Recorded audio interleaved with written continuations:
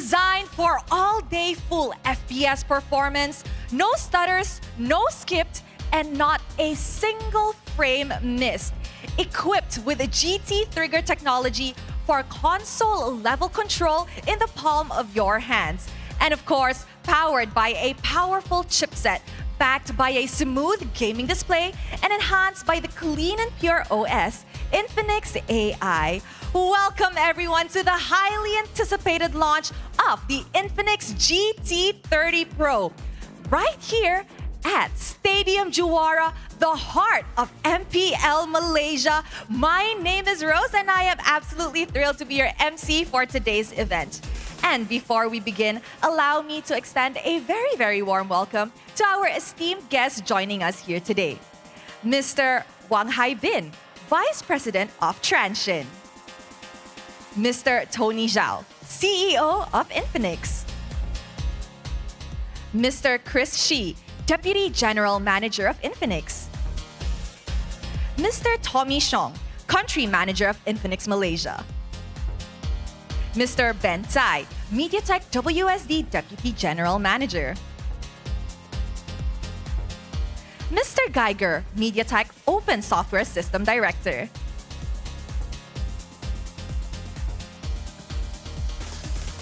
Dato Sri Calvin Chong York Ming, CEO of Xianfeng Technology. And of course, our Moonson representatives, members of the media, and last but not least, X-Fan. A very, very warm welcome once again to everybody joining us here today. And of course, to those tuning in to Infinix Facebook and TikTok live account, as well as the MPL Malaysia's platform live stream, welcome. And I have something special for you guys. To those tuning into the live stream, don't forget to keep your eyes on the comments section because honestly, who knows? You might just walk away with your very own Infinix GT30 Pro. It does sound exciting. However, before we dive into tech and of course reveal the star of the show, let us first hear more about the brand's exciting journey and what lies ahead for Infinix. Without further ado, ladies and gentlemen, please join me in welcoming Mr. Wai Kiat Hong, Brand Manager of Infinix Malaysia. A round of applause, please.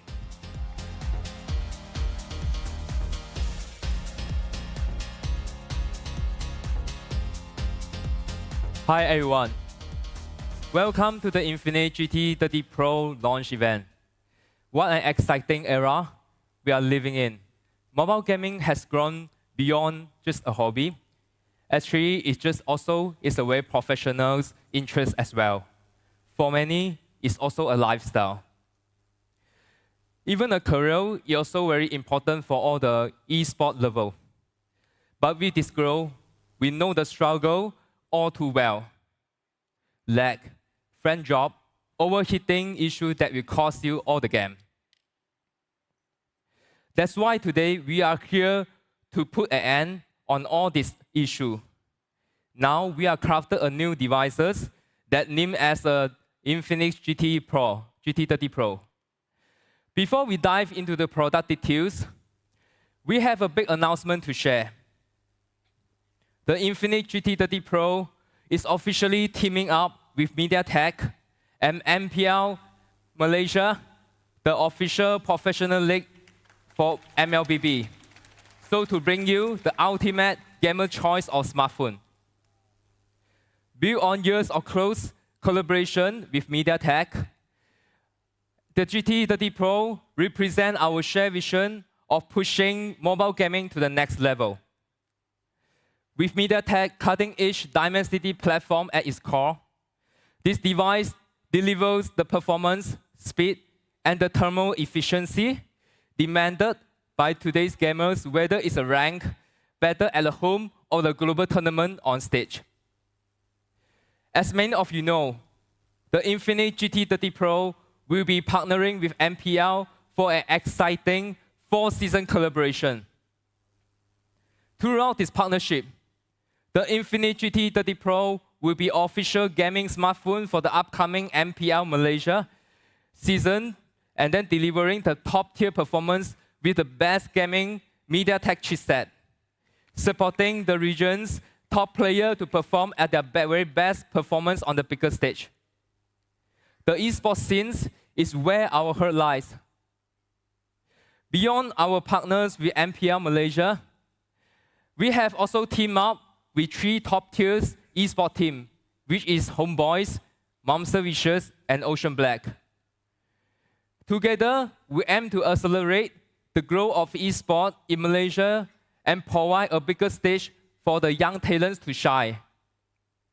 On top of that, this year, we have proudly collaborated with 15 universities assistant in esports-related activity and engaging student leaders.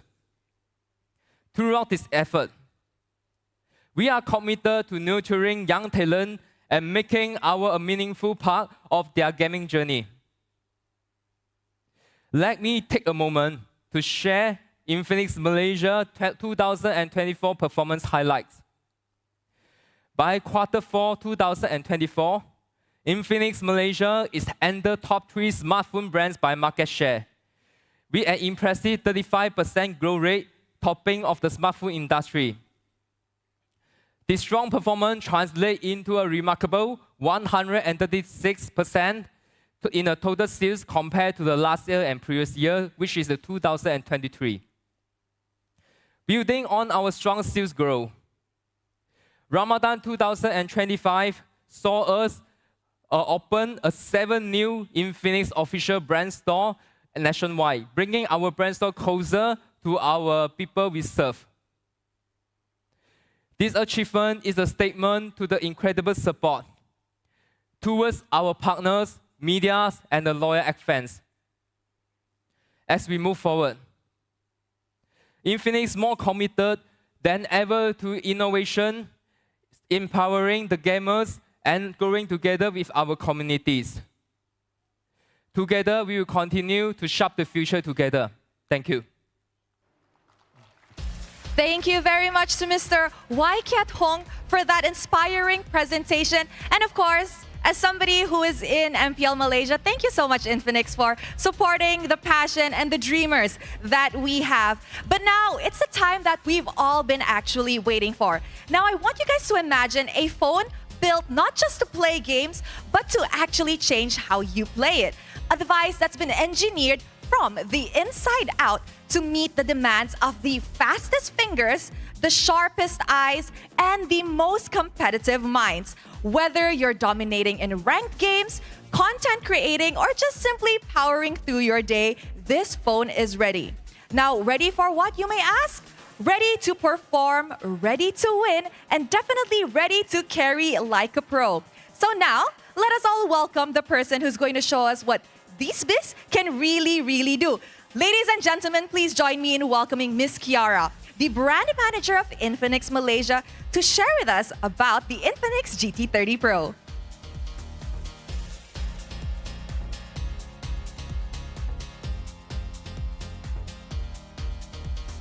Hi everyone, and welcome to the launch of the Infinix GT30 Pro. Let me start by giving you a little backstory to our GT series. Since day one, the Infinix GT series has been built with gamers at its core. With the GT10, we introduced esports level performance and bold mecha-inspired designs, breaking industry norms and redefining what a gaming phone could be. As we fast forward to the GT20, which is well recognized in the local esports scene, we've leveled up with pro-grade quality, crafted for serious gamers.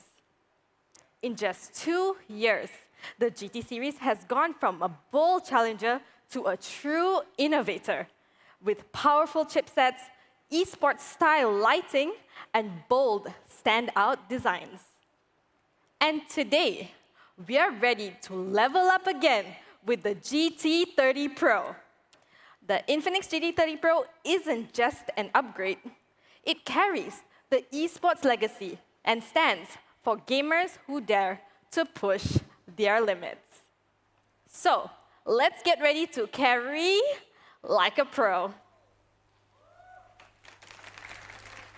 First and foremost, A smartphone is a gamer's ultimate statement of attitude. The GT30 Pro brings that same spirit to life with a bold, mecha-inspired design, futuristic details, sharp lines, and the feel of a battle-ready machine. The GT30 Pro comes in 3 exclusive colors, each designed to reflect your own personal style. The Shadow Ash showcases a sleek, metallic-inspired finishing that blends futuristic design with everyday versatility.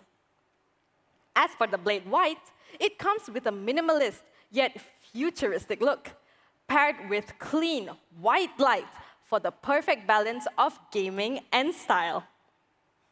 As for the Dark Flare, which is what I'm holding right now, takes the mecha look to the next level with bold red metallic accents that highlights its esports vibe.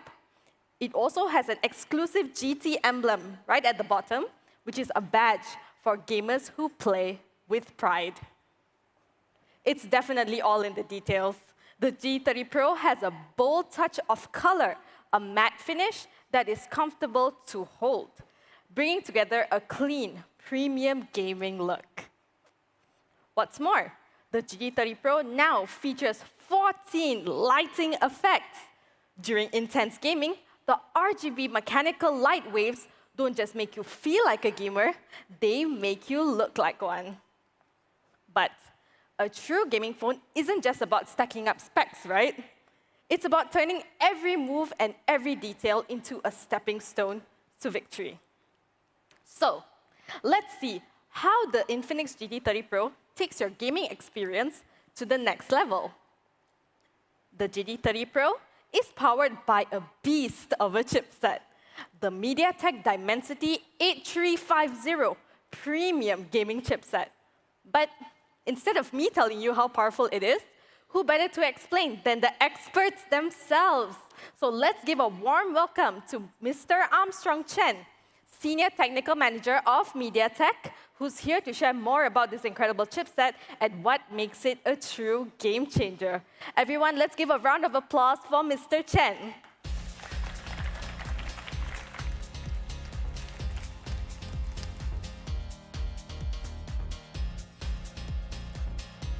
Thank you so much, Kiara. Now, let's talk about what makes the Infinix GT30 Pro an absolute beast for mobile gaming. The MediaTek Dimensity 8350. It's built on TSMC second generation 4nm process, delivering top-tier efficiency and performance. With CPU frequency up to 3.35 GHz, you're getting flagship level speed right at your fingertips.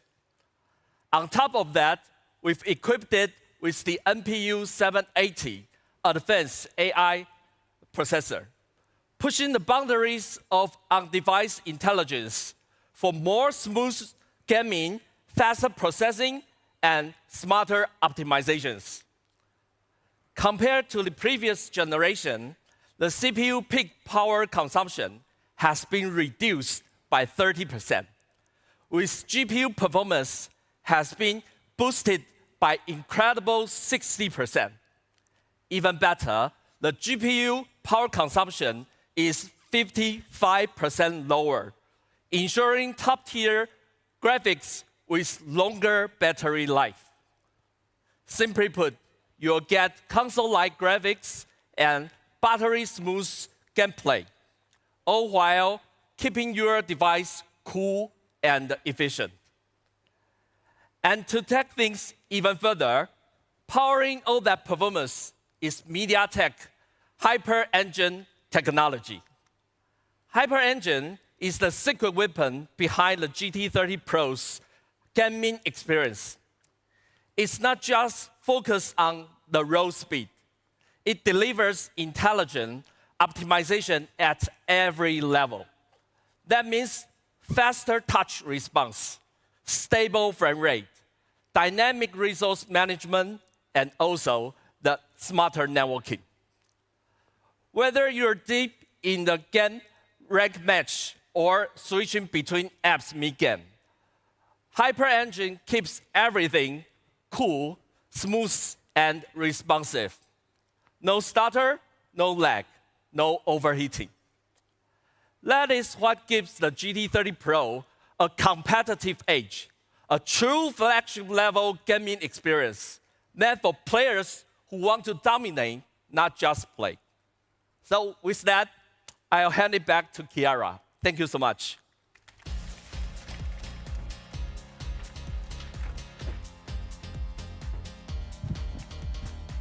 Thanks, Mr. Chen. With a chipset like that, it's easy to see why the GT30 Pro is the top choice for gamers. Now, what else gives the GT30 Pro an incredible edge in gaming? The storage and the speed, of course. To boost performance even more, we've upgraded memory to UFS 4.0 and LPDDR5X with a 512 gig storage and up to a 24 gig RAM. This powerful setup keeps everything running smoothly, loads games faster, and gives you plenty of space for all your games and videos. We all know that overheating is a big problem for gamers during long sessions, right? So, cooling is key. That's why we've packed the GT30 Pro with advanced cooling tech to keep performance steady. The GT30 Pro features a 3D vapor chamber cooling technology with a raised design for direct contact with heat sources, which quickly dissipates heat. We've also used advanced materials like high-efficiency thermal gel and a larger graphite heat sink, making the vapor chamber 13% larger and improving cooling by 18% better than the last model. Together, these create a powerful cooling system that keeps your gameplay stable and your phone running cool. To complement the GT30 Pro's advanced cooling, we've introduced the all-new gaming kit designed for serious gamers. So, what's in the kit? It's a powerful duo. It comes with a Mac case and a Mac charge cooler. The Mac case uses strong magnets for secure attachment and tempered cooling glass for efficient heat dissipation, all while supporting wireless charging. The upgraded Mac charge cooler keeps your device cool, prevents lag and frame drops, and smartly manages power to avoid overcharging or discharging. Its ring-shaped airflow keeps vents away from your grip for better cooling without affecting gameplay. No fuss, just snap it on and game.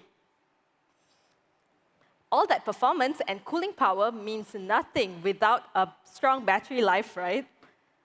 That's why the GT30 Pro packs a 5,500 mAh battery for hours and hours of intense play.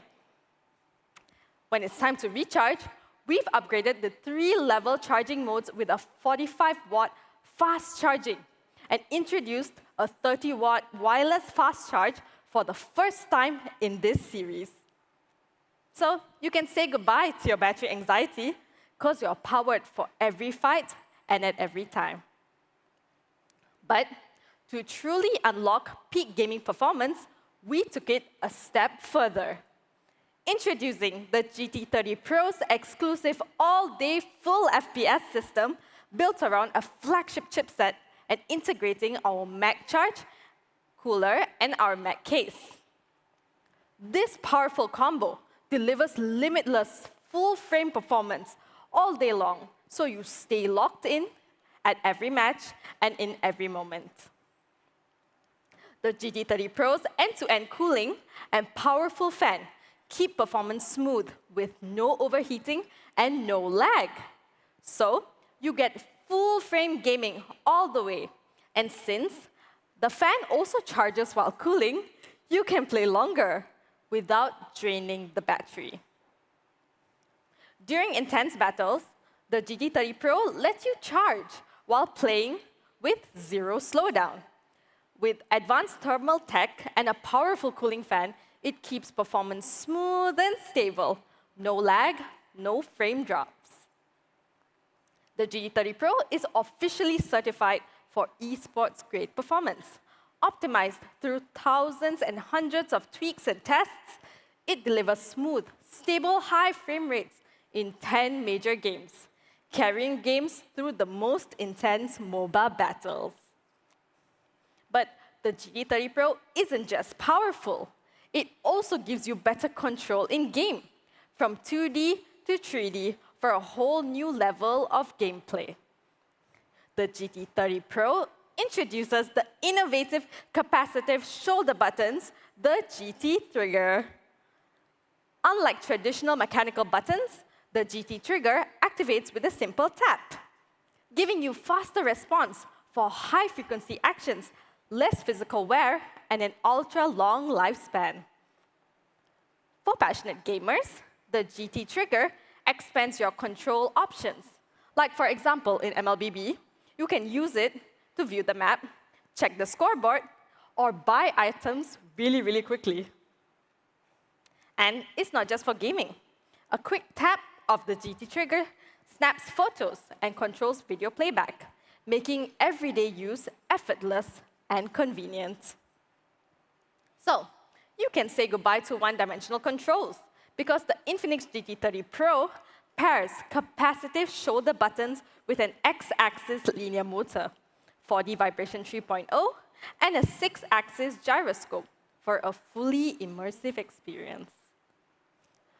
Tilt the phone for precise control and enjoy deeper, more realistic gameplay with crisp, nuanced tactile feedback.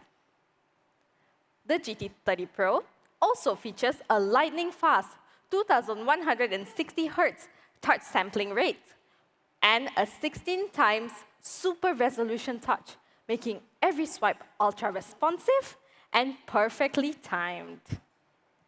What's more, the GT30 Pro ensures clarity and smoothness. On display, it boasts a sharp 1.5K resolution and a blazing fast 144 Hz refresh rate that cuts lag and motion blur. With a 10-bit color depth and up to 1,600 nits of brightness in HBM mode, visuals are vivid and clear, even in the brightest of lights. The GT30 Pro delivers sharp, fluid visuals. No ghosting, no blurring, just smooth, clear gameplay every time. At the same time, we prioritize eye comfort by using advanced low blue light technology.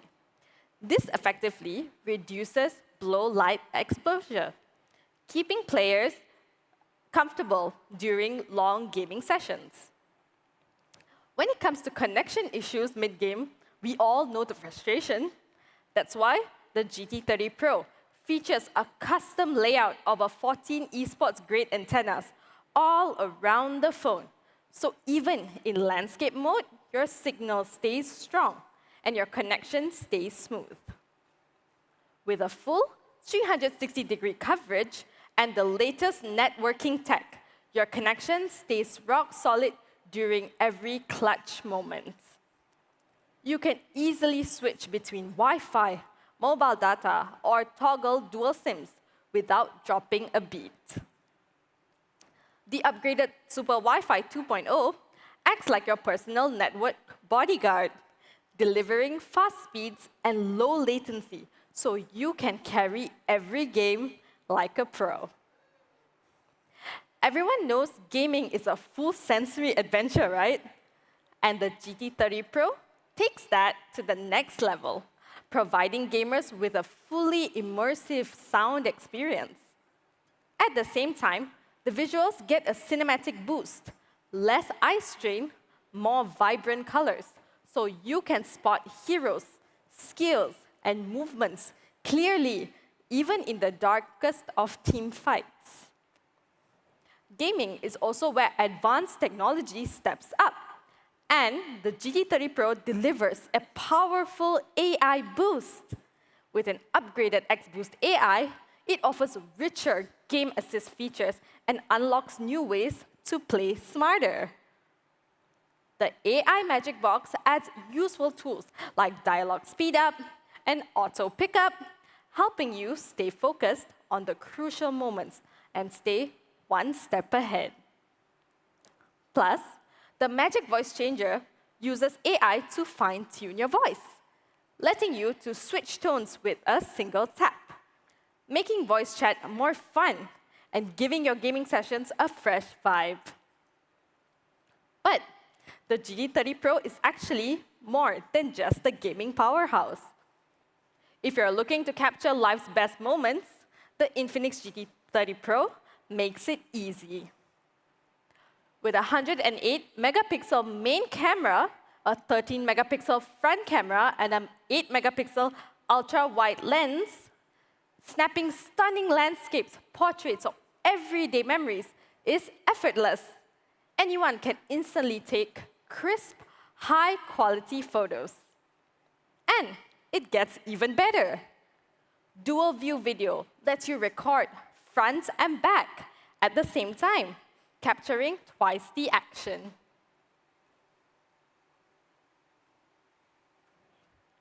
Plus, the one-click vlog mode makes editing a breeze.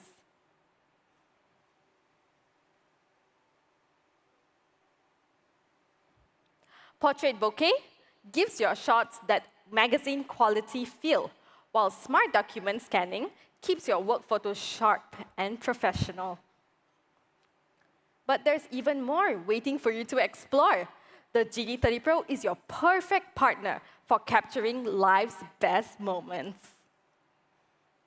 The GT30 Pro also brings smart features that make life easier. With one tap, Infinix AI, it helps you create, communicate, and get things done fast. Whether it's writing, fixing your words, or translating calls in real time, it's quick and hassle-free, boosting your productivity like never before. On the software side of things, with XOS 15, the GT30 Pro runs a clean, smooth system that's been optimized for speed. From fast startup to everyday use, everything feels quick and seamless. You also get 2 big Android updates and 36 months of security patches, so your phone stays secure and up to date and ready to go for years.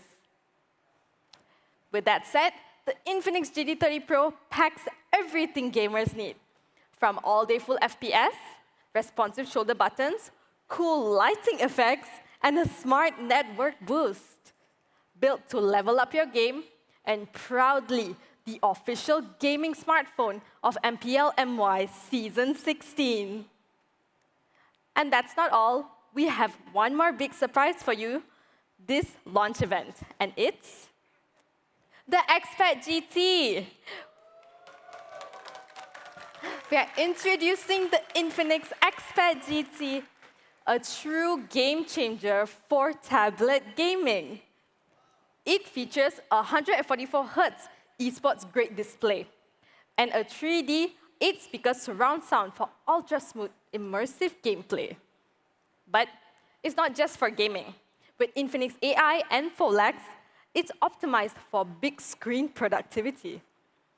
You get a 10,000 mAh battery, 33 watts of fast charging, and VC liquid cooling, ready for all-day play and work. With this, we proudly introduced the GT-verse in Malaysia, an all-new ecosystem beyond smartphones. From laptops to wearables and cooling gear, the GT-verse is built to deliver peak performance across every device.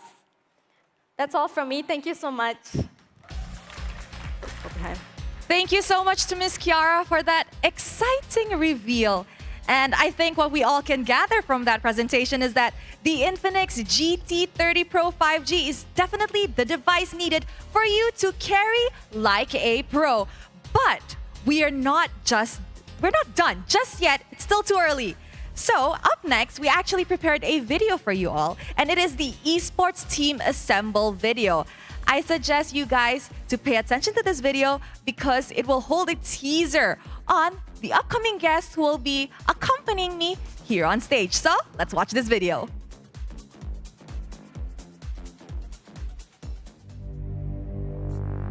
Kalau cerita pasal game, semua orang main game. Apa makna carry bagi kita? Bila kau jatuh, kau bangun semula. Sebab semua tengah harap pada kau. Satu jatuh, semua bangun semula.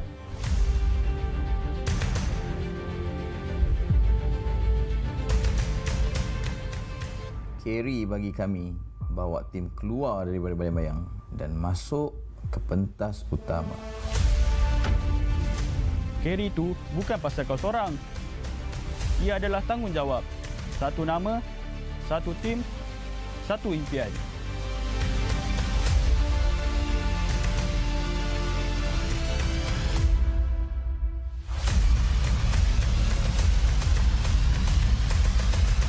Infinix GT30 Pro, carry like a pro.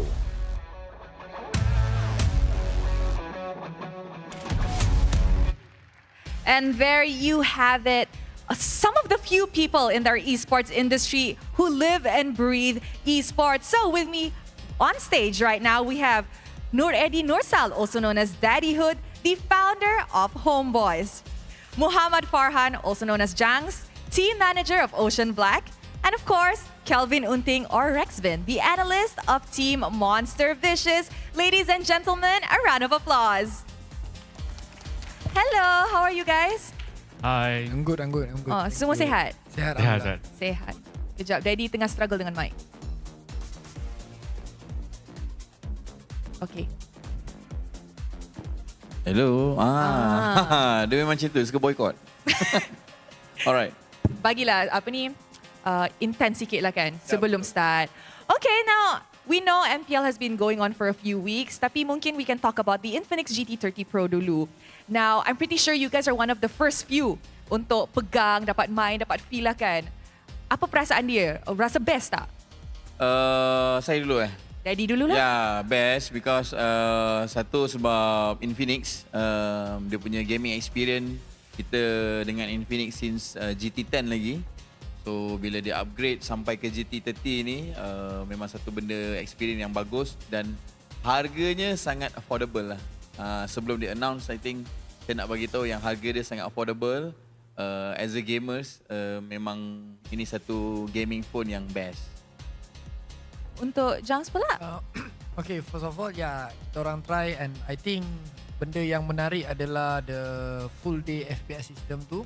It's because of we played for so long but the FPS still maintain even though phone dia pun tak panas, so it was a great experience for us to try the Infinix Pro. Okay, untuk Rexvin sebagai seorang analyst. Okay, so for me, sebab Infinix ni banyak feature yang upgrade dari since last series. Yang tarik my attention is the MediaTek Dimensity punya X350. Dia punya chipset tu insane. Memang, even though sebab kalau player ni, dia main kena dalam jangka yang masa yang panjang lah. Lagi-lagi team fight, describing everything kan. Tapi kalau chipset ni, it's really cool. All right, now I'm pretty sure we have a lot of guests over here who has flown in from overseas and don't quite understand what they said. So I'll give you guys like a short summary of it. Now, Daddyhood said that, you know, they've been with Infinix since GT10 and it's been amazing. The price is always affordable for the mass market out there. As for Jangs, he said the full FPS performance is really, really helpful for his team. And for Rexvin, as an analyst, he said that the MediaTek Dimensity 8350 definitely does help his team in terms of playing all day and, you know, keeping locked in. We like that. Now, mungkin Daddy boleh bagi tahu lah kan, apa beza sebenarnya dengan GT20? Beza, I think dia punya feature yang terbaru tu lah. Ada trigger lebih cepat kalau kita nak buat untuk benda lain macam map ataupun nak recall zone depan ni boleh lebih laju kan. And then selain daripada tu dia punya dia dah gaming ready lah I think. For GT30 is gaming ready. All the way boleh main tournament. Siapa yang dah ada GT30, diorang pun dah boleh rasa tournament experience. So for me, dengan harga yang bagus, feature yang banyak, gaming ready, so this is it. Will it carry like a pro? Carry like a pro. Yes. Now, Daddy said that actually he feels like the biggest difference in comparison to the GT20 is the GT trigger that has just recently been updated into the phone, which I think is also very cool. We could do a lot of stuff easily while we're gaming. Now, tagline GT30 Pro ni ialah carry like a pro. Maybe in your words or in your perspective, apa sebenarnya carry ni means to you? We can start with Rexvin. Okay, for carry like a pro ni, carry, as my opinion, carry is mean like if it's more like a person yang boleh carry a team, not in terms of the KD. Because normally people will think like, oh, you have a good KD, so you are carry one. For me, it's no. Actually have a hidden one, which is the one who can carry the team, the making the decisions or everything. Yang tu yang buat carry tu sangat important instead of the KD. It's not about the numbers, but it's Yes, more that's towards the true. contribution to the team. Good. Jangs? Kalau saya pula, saya rasa carry ni lebih kepada seseorang yang bila dia ada tu kita rasa biasa, tapi bila dia tak ada tu dia meninggalkan impak yang besar lah. Wow, that's deep. You know, carrying to him is like, you guys can play together as a team and it feels like normal. It just feels basic. But without that person, you actually feel the lack of something, right? I like that. Now, Daddy, apa maksud carry untuk Daddy? Maksud carry for me, carry like a pro lah. Carry like a pro, lebih-lebih lagi kalau pegang phone Infinix. Kan? You pegang je dah nampak macam pro lah. Belum main lagi. Pegang je, ni pro. This is, ada karakter, ada aura dia kan, ada aura dia kan. So pada saya, that one is carry like a pro, macam apa yang I punya perspektif lah. You datang je dah tahu. Oh, dalam dia pegang Infinix and dia ni pro. It's the aura you give when holding an Infinix phone. Memang sambung lagi Infinix lepas ni dengan Homeboys. Lagi 4 tahun kan. Itu menarik ya, Daddy? Betul. Memang dah prepare? Biasa saya akan buat macam tu. Sebab lepas ni saya akan tunjuk balik, tengok saya speech macam mana. Bagus tak? See? Extend lagi. Extend lagi. Extend lagi. Alright, ini adalah satu benda yang actually, it also makes sense. I feel like carrying comes in different ways and form. It could be your performance in game. It could be the kind of impact you have on your team. Or it could be like what Daddy said. You could carry in style, right? Walk into the hall and everybody knows you're here and you mean business. Betul. Okay, now sekarang, actually, for your information, for those who aren't aware, MPL Malaysia is going to be entering week 6 of regular season this coming Friday. After like, let's say 5 weeks of regular season, how's your team doing so far? Selepas season yang sangat hebat, 14, kita datang season 15 ni dengan sangat humble lah. Tapi tak sangka humble tu membawa kita kepada top of the table. And last game, we gonna face MV and hopefully kita menang, insyaAllah. Mudah-mudahan bagi good fight, insyaAllah. Sebab macam mana pun kita kena main betul-betul untuk kita bawa nama negara ke Riyadh. So that's why bukan sahaja bawa nama negara, kita bawa nama Infinix lah. Kita dah tahun ketiga carry Infinix, so Infinix jangan malu lah bawa nama Homeboys sebab every season Homeboys gonna hit them all. Macam tu. Wow, Homeboys is gonna hit them all. Now, Daddy Hood said that actually they came into this season not knowing what lies ahead technically. They came in humble and they did manage to get number 1 in the leaderboard this entire regular season up until that loss with a team. But hey, that's amazing. 5 weeks of number 1, that was amazing. And obviously, we still have playoffs to go. And Daddy has his eyes set for EWC this time around. Now, Jangs, first season untuk MPL musim ini? It was great, but yeah, even though the result is not there, kita ada beberapa problem here and there. But then it was an interesting scene that because I pun baru first time join MPL season. A lot of things that kita belajar lah. Kita belajar daripada tim-tim yang kita pernah berlawan. Kita belajar dengan, yelah, Daddy Hood sekali kan. Kita banyak borak dekat luar. So of course, in terms of experience, it was a great experience. Yeah, that's actually nice. I feel like not everybody really does get lucky on their first try lah kan. You know, it's your first try. It's a trial and error. And hopefully in the upcoming seasons, we'll see Ocean Black come back stronger. All right, Rexvin, how is MV looking like? Okay, for most divisions, I think it's quite a roller coaster journey for us, especially season ni. And I can see that there are such improvement. And then I think untuk kedepannya kita orang sama juga macam Daddy Hood punya vision. So we are aiming for Riyadh actually. Ooh, now this is tough. There's only 2 tickets to Riyadh. Who will it be? 2 tiket kan? 2 tiket. Okay, Homeboys dah ambil 1, yang lain pandai-pandai pilih lah. Pandai-pandai lah. Tak nak Bagi-bagi lah, bagi-bagi. tak nak bagi dekat Homeboys MV? Kalau MV nak, boleh. Tak, Kita dia boleh. bagi Infinix dia. Okay, betul Infinix lah. kan. So, siapa yang carry Infinix, I think boleh ikut Homeboys pergi Riyadh nanti lah, insyaAllah. That's it. That's it. That's it. Okay, now I'm pretty sure there's a lot of gamers and, you know, the younger generations who is watching this live or, you know, who are a fan of you guys. Mungkin you guys boleh kongsikan macam, is there any advice you guys could give to the younger generation? Dia sama lah. Homeboys punya flow sama macam Infinix. Low cost, high impact. So same goes to Infinix. Harganya rendah tapi so powerful, affordable. Same goes to Homeboys lah. Season ni kita spend sikit tapi dia punya result is very good. In term of branding also, kita banyak buat something yang macam mana Infinix buat juga untuk semua boleh pakai. Same goes to Homeboys. I think what Daddy's trying to say is that you don't really need to spend so much in order to see performance and results. Okay, Jangs? For me, to youngsters out there lah, if you want to become a pro, I mean Infinix already keluarkan statement like carry like a pro. Just get an Infinix, simple. Your punya path untuk jadi pro player tu would be easier. Rexvin? I think for me, especially I as a coaching staff, right? I think first is skill, and then second, device is very important. So I think Infinix dah dekat situ. So korang je nak atau tak nak je nak jadi pro tu. So, lepas tu, other things tu, you boleh carilah skill, you can be trend, and make sure your circle pun yang menyokong korang punya impian jugalah. I say it boils down to what you really want to do and how far you're willing to go to achieve your dreams. I like that. You know what? Thank you so much to Daddy Hood, Jangs, dan juga Rexvin for sharing your experience, not just with the Infinix GT30 Pro, but as well as your experience in MPL and the esports scene as a whole. I'm pretty sure these guys know what it really means to carry like a pro. So ladies and gentlemen, let us give them one more round of applause. And now that we've seen all the specs, you've heard all the story, but how does this all come together? Before we reveal the prize, we've got one more surprise lined up for you.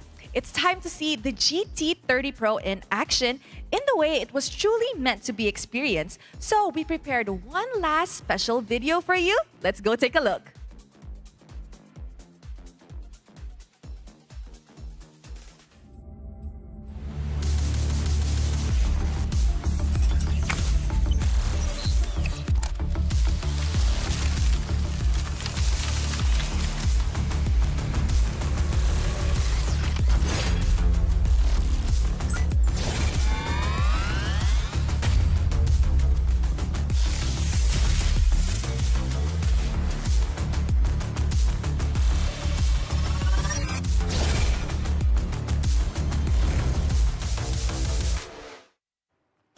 And there you have it, the Infinix GT30 Pro. Carry like a pro shown in its truest form.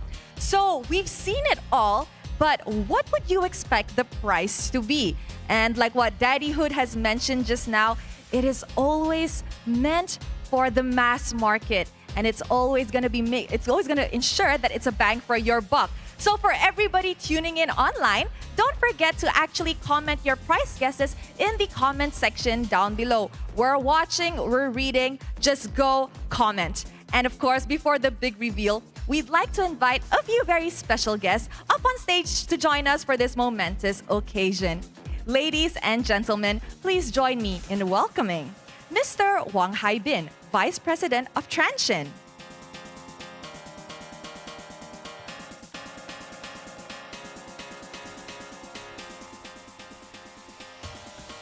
Mr. Tony Zhao, CEO of Infinix.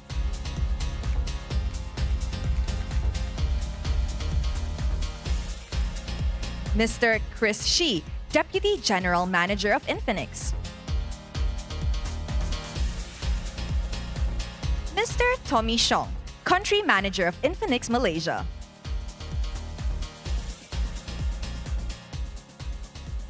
Now, ladies and gentlemen, you guys are not ready for this. Keep your eyes up on the stage because you guys can check out the Infinix GT30 Pro and its insane LED light wave interface. All right, we can definitely see it. Now, this isn't just for show because it lights up for calls, messages, when you're charging your phone, when you're gaming. And the best part, it's fully customizable, which means you can make it match your vibe and your personality. And let's be real, this feature alone definitely makes the GT30 Pro stand out from the crowd. All right, now I'm sure this is the moment that everybody is truly waiting for. Are you guys ready to hear the price of the Infinix GT30 Pro? We're about to reveal it in 7, 6, 5, 4, 3, 2, 1. And the price starts at 1,299 Malaysian ringgit. And for the 512 GB variant, 1,499 Malaysian ringgit. Yes, guys, you guys heard that right. All that power, stunning design, and the epic LED lightwave feature, all for just as low as 1,299 Malaysian ringgit. A very impressive performance at a down-to-earth price. But we are not done yet because, like I mentioned just now, we are also launching something special for gamers and power users. So it's time to introduce the XPad GT. The ultimate companion for your GT experience, and the price is just 1,699 Malaysian ringgit. That's right, performance, design, and innovations at prices that actually make sense.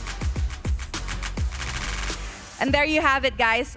Officially, the Infinix GT30 Pro and the XPad GT has officially launched in Malaysia. We've just revealed the price, but the excitement doesn't stop here. And of course, to all our live stream viewers, the launch may be over, but don't go anywhere as the XCC final match will be coming your way shortly. Until next time, my name is Rose and I hope to see you guys again in the future. Bye!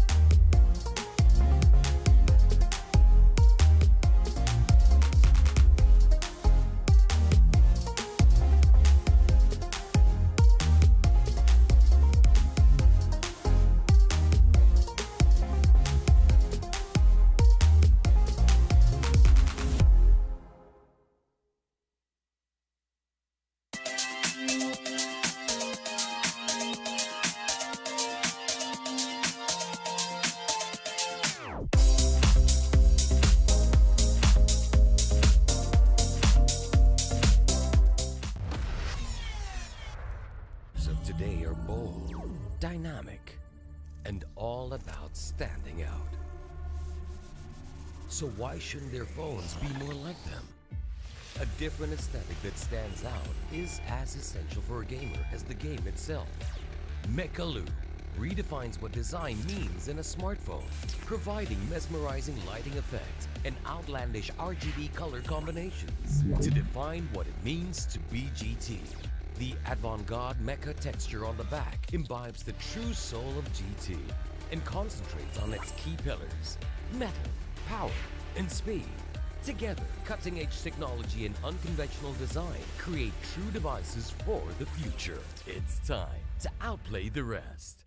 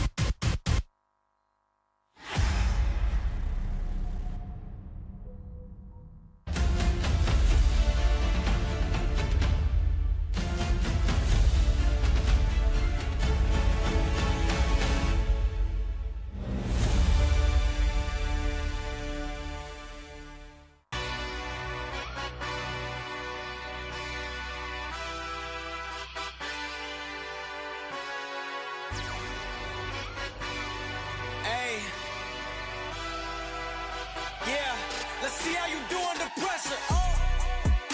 Yeah, I've been wanting this shit forever. I've been in the field with whatever they throw at me. Brush it off, pick myself up, moving on to the better. Hey. Ain't no errors, baby, it's a new era. I wake up early, feeling rich like I'm Kesha. I get to the paper, boy. Extra, extra. Fuck with me, you know that I got it. Come with me, let's take a trip to the islands. We up on the jet, we'll do more than just fly on it. Stand on that hill, you gon' die on it. Boom, boom. Baby, I'm not one of them, you should try on it. Miss me with all that, I'm on it and next. Fuck this up, I send you back to your ex. But good luck with that, this is big as it gets. Hey, let's see how you do under pressure. Let's see how you do under pressure. Give them a name to remember. Hey, let's see how you do under pressure. Let's see how you do under pressure. A moment can live on forever. Yeah. Oh shit, they don't let me shoot a whole clip. Firepower in this coalition. We just turned the field into a demolition. It was desolate, but I had premonition. I was training for war every exhibition, every extra mission, every enemy listening. Get off my dick, I got bad intentions. Make it right every wrong, and I'm back with a vengeance. I show you the ropes. Peace in my town, I can show you the coast. Up in the shots if they wanted to smoke.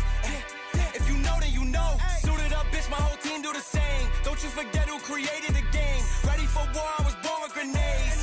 The trenches where soldiers are made. Let's see how you do under pressure. Let's see how you do under pressure. Give them a name to remember.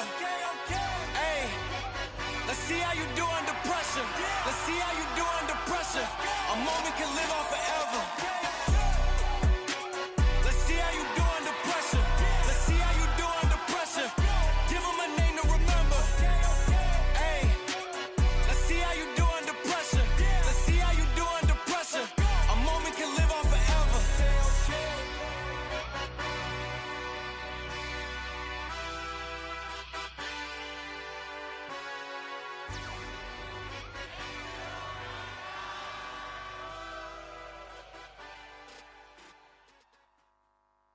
Assalamualaikum, salam sejahtera. Selamat datang ke X-Fan Road Tour FLDB Tournament 2024 Modern at Mika Hood Ipo.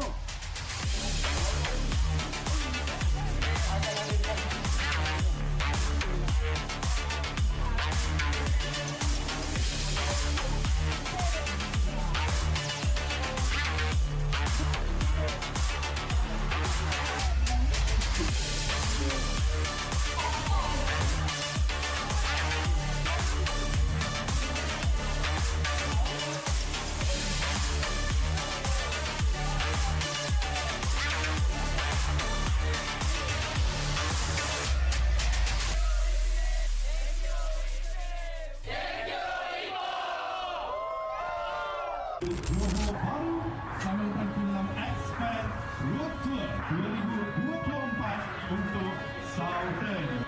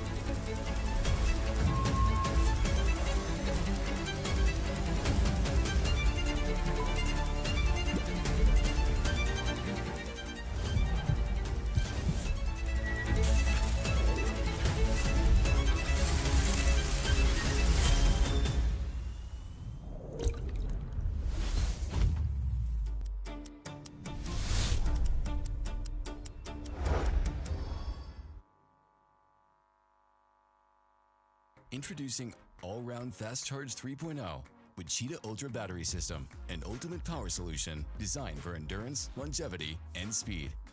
Let's explore. Engineered for the best grip feeling and endurance, the silicon carbon technology integrates nanoscale silicon into graphite, reducing the battery size by 6% and boosting battery energy density by 18% for longer lasting power. Down to 1% power? No worries. Power Reserve Mode extracts the last bit of power for an extended 2 hours of calls or 30 minutes of navigation. Conquer harsh conditions with solid core battery technology, from icy mountains to harsh deserts. With 90% weight of the battery in solid form, high-quality video recording in any weather is secured. Now featuring the Infinix Cheetah X2 chip, an AI-driven power management chip that supports over 2,300 charge cycles, tripling battery lifespan and ensuring a reliable power supply from day one to 6 years later. Featuring 100-watt multi-speed all-around fast charge technology, power up to 100% before your coffee cools. With Infinix branded MagCharge family, snap for a quick and stable power flow anytime, anywhere. Stay ready to go and last longer for the show with Note.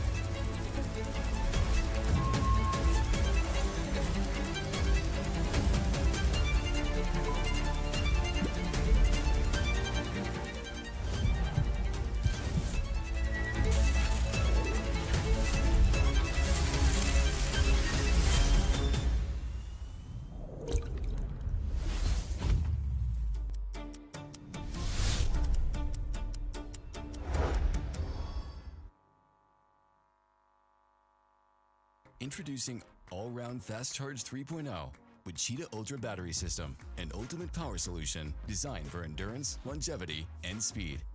Let's explore. Engineered for the best grip feeling and endurance, the silicon carbon technology integrates nanoscale silicon into graphite, reducing the battery size by 6% and boosting battery energy density by 18% for longer lasting power. Down to 1% power? No worries. Power Reserve Mode extracts the last bit of power for an extended 2 hours of calls or 30 minutes of navigation. Conquer harsh conditions with solid core battery technology, from icy mountains to harsh deserts. With 90% weight of the battery in solid form, high-quality video recording in any weather is secured. Now featuring the Infinix Cheetah X2 chip, an AI-driven power management chip that supports over 2,300 charge cycles, tripling battery lifespan and ensuring a reliable power supply from day one to 6 years later.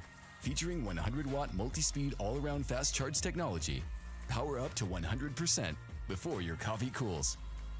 With Infinix branded MagCharge family, snap for a quick and stable power flow anytime, anywhere.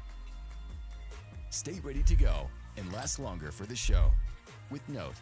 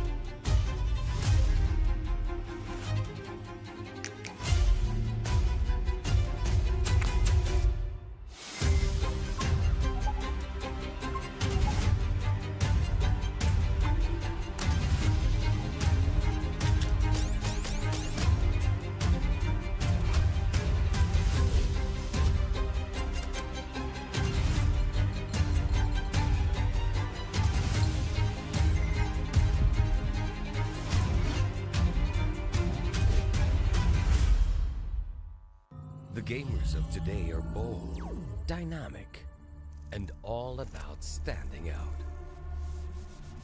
So why shouldn't their phones be more like them? A different aesthetic that stands out is as essential for a gamer as the game itself.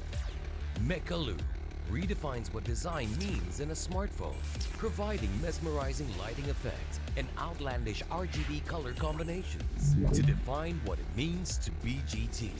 The avant-garde mecha texture on the back imbibes the true soul of GT and concentrates on its key pillars: metal, power, and speed. Together, cutting-edge technology and unconventional design create true devices for the future. It's time to outplay the rest.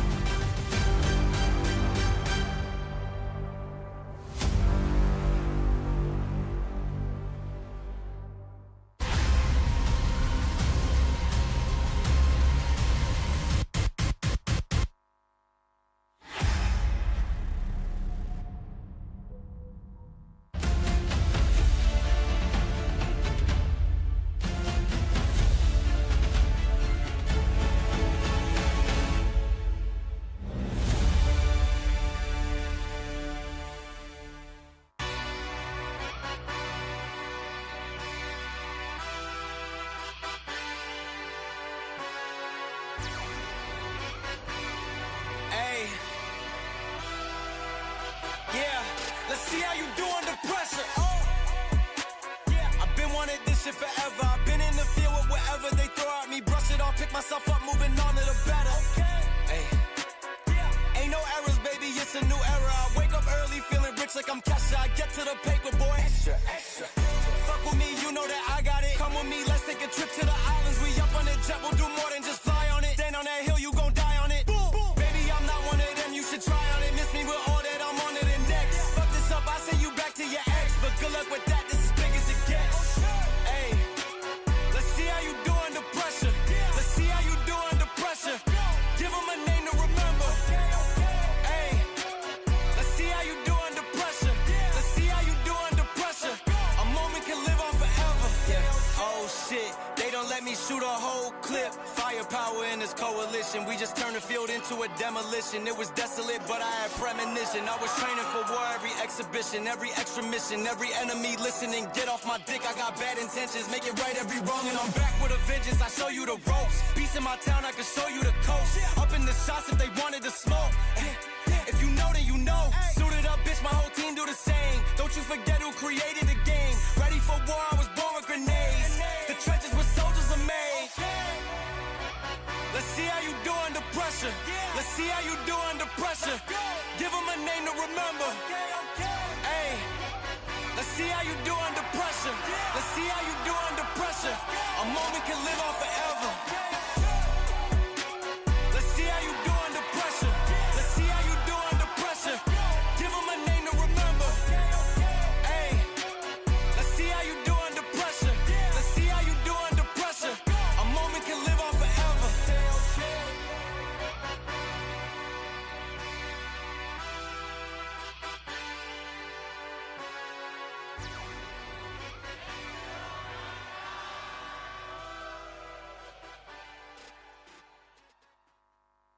Assalamualaikum, salam sejahtera. Selamat datang ke X-Man Road Tour MLDB Tournament 2024 Modern at Mika Hood Pro.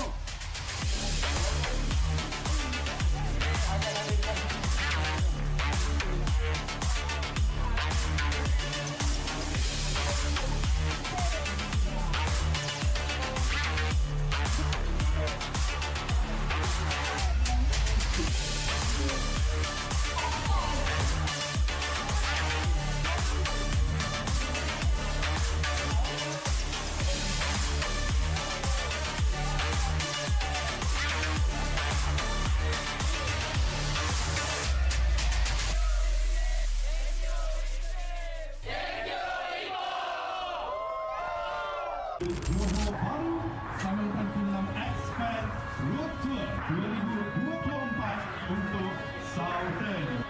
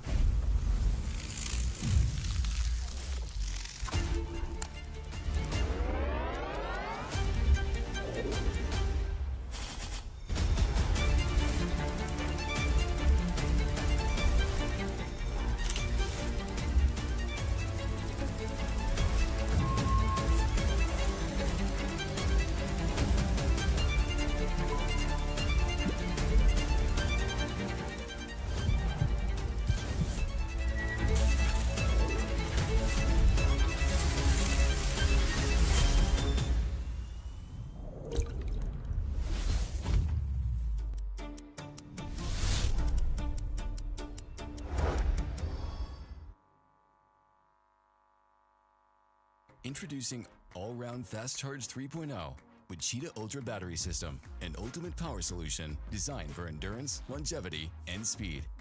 Let's explore. Engineered for the best grip feeling and endurance, the silicon carbon technology integrates nanoscale silicon into graphite, reducing the battery size by 6% and boosting battery energy density by 18% for longer lasting power. Down to 1% power?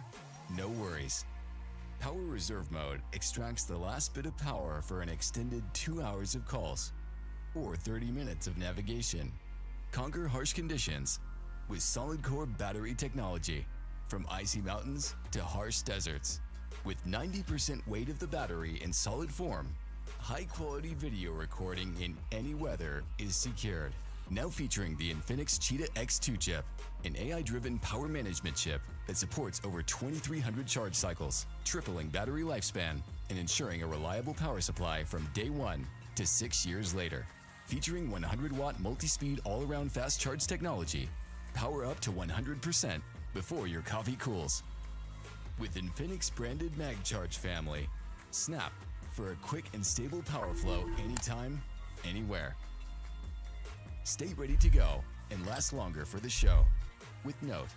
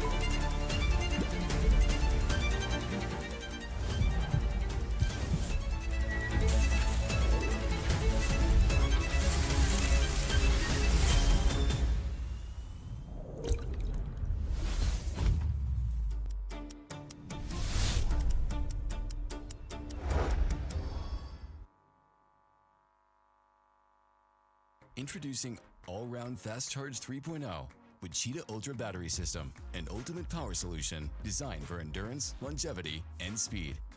Let's explore. Engineered for the best grip feeling and endurance, the silicon carbon technology integrates nanoscale silicon into graphite, reducing the battery size by 6% and boosting battery energy density by 18% for longer lasting power. Down to 1% power? No worries.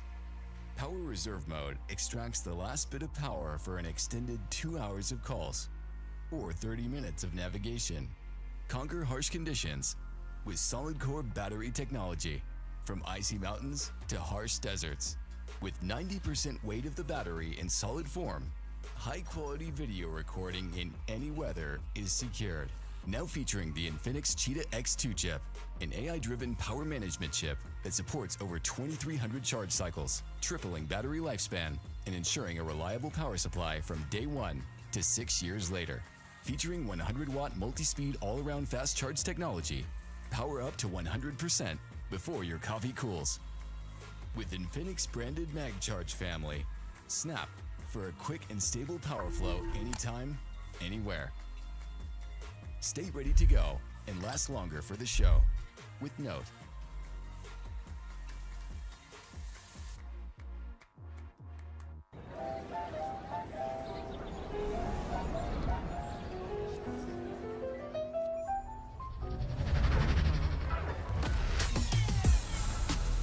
Hello, ladies and gentlemen. Welcome, one and all, to the Infinix Campus Cup 2025 Grand Finals, live right here in Stadium Juara itself, where we will be witnessing the top 2 collegiate squads across the nation battle it out for a chance to become the champion.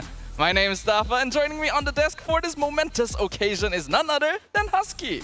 What a grand stage that we have set, the same stage that the MPL squads that has been battling out for 5 weeks use will now be graced by the finalists of the XCC 2025 in a best of 5 with a lot of stakes on the line, not just becoming champions and having the bragging rights, but also qualifying to the regional finals that will be happening in the Philippines.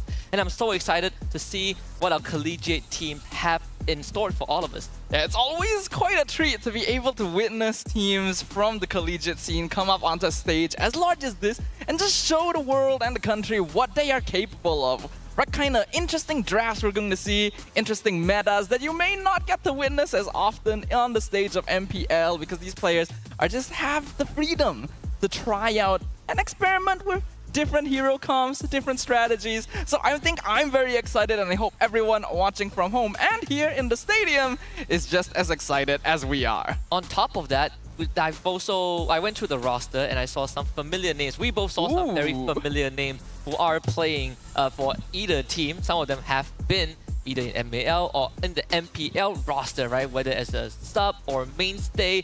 But that also means that we actually have a lot of young players who have experienced what it's like to be on that big stage, even though for a brief moment. And I do wonder if that would translate into them being able to lead their team to victory today. Well, having someone that they can call a carry is always very important. You know, you gotta have composure on a stage like this. For some of them, like you've already mentioned, Husky, some of the players have experience on this stage, but a lot of them don't. So they gotta be able to rely on that a little bit in order to make sure that they can perform at 100%. Yeah, I can't wait to have them on stage in just a bit, right? Because I want to get this show going. Well, let's go ahead and bring up both our grand finalists onto the stage.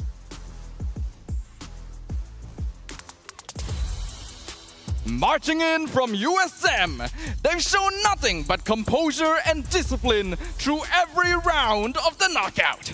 A team built on trust, execution, and one clear goal to win. Make some noise for our powerhouses from University Science Malaysia, USM Vendetta!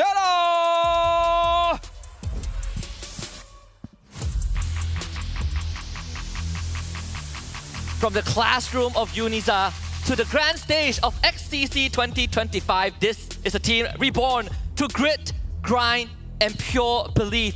This is not just a name, it's a revival. It's the fire of University Sultan Zainal Abidin. Give it up It's Reborn Siren! And of course, here comes Mr. Franklin, head of League Ops, stepping forward to officiate this moment of respect. To mark this grand final showdown, let's have the fist bumps between the teams as a sign of sportsmanship.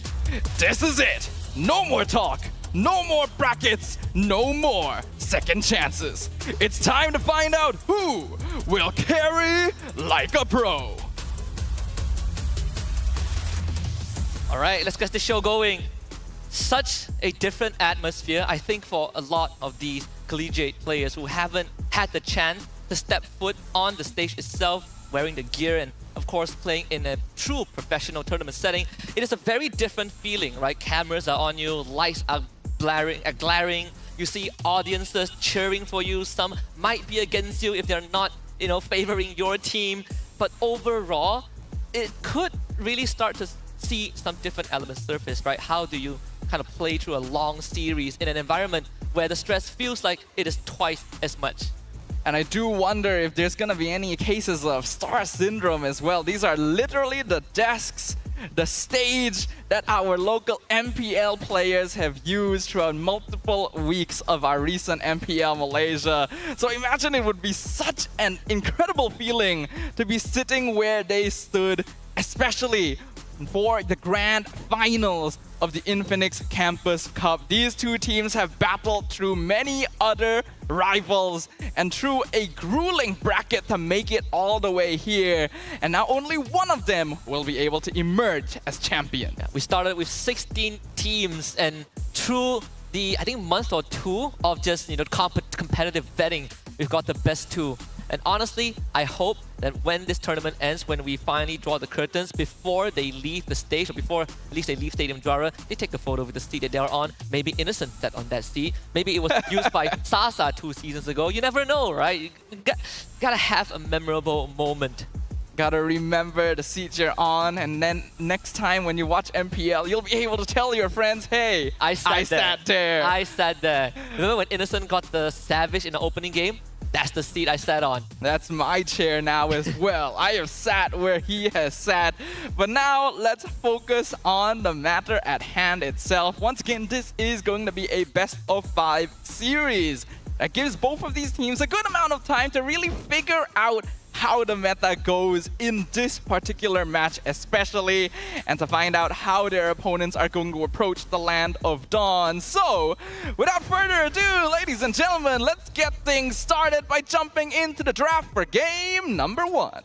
Like I said, familiar names that we have seen, and it's all from USM Vendetta, right? I remember Siti Norsana, he has been in the main league as well. I think you also recognize one of the players from Reborn Siren, Kidozes. Yeah, I remember seeing the name Kidozes somewhere in the back of my head before, and I really had to look it up, had to go and check the internet for it, and turns out that he was a sub-player on Reborn Esports all the way back in Season 7, so that explains the familiarity. Maybe he's shown up here or there otherwise, but kind of curious to see how they will both perform now that they're here as part of their collegiate squads. Wow, Season 7, it has been 4 years. Time does fly. Even for Siti Norsana, I think the last time we saw him was probably more than a year ago. I think so, yeah. I do wonder how much inspiration that they take, from maybe the other collegiate teams, the MAL League or the MPL League, which was something that we discussed behind the scenes yesterday. So far, it is following that pattern. We are seeing Kimmy first ban on the blue side. We see the Matilda being taken out by Reborn Siren. Yeah, the big question whenever it comes to these sort of tournaments is how closely are these players going to follow the metas used by international squads across the world, right? And so far, like you pointed out, Husky, it does seem to be going in that path. Kimmy and Matilda, both very popular picks and quite commonly banned out early, especially the Kimmy, who has recently been emerging as a very powerful first pick. It's an insanely strong laner. What's your command? I don't remember having any laner, at least not in the archetype of mage/marksman, that can fight forever, first of all, and can actually get takedowns at level 1 because you just fight infinitely. Kimmy is one of those few heroes that is just so annoying. You make a wrong move as a roamer to try and invade the jungle, contest a Little Wanderer, and that's first blood. Just imagine if you actually had a paintball gun that never ran out of bullets. Yeah, I feel like they need to... Do we have a paintball skin? Not yet, right? I don't think we do. We had Dragon Tamer, we had a lot of different... We even have I think Star Wars collab at one point, but we just did not have the paintball players. Here's another idea, Mutan. Is an ideal, right? I'm gonna start collecting royalties. I've given them a lot of ideas, like construction worker Franco, right, where you throw measuring tape. Oh my goodness, that would actually be incredible. Franco the builder.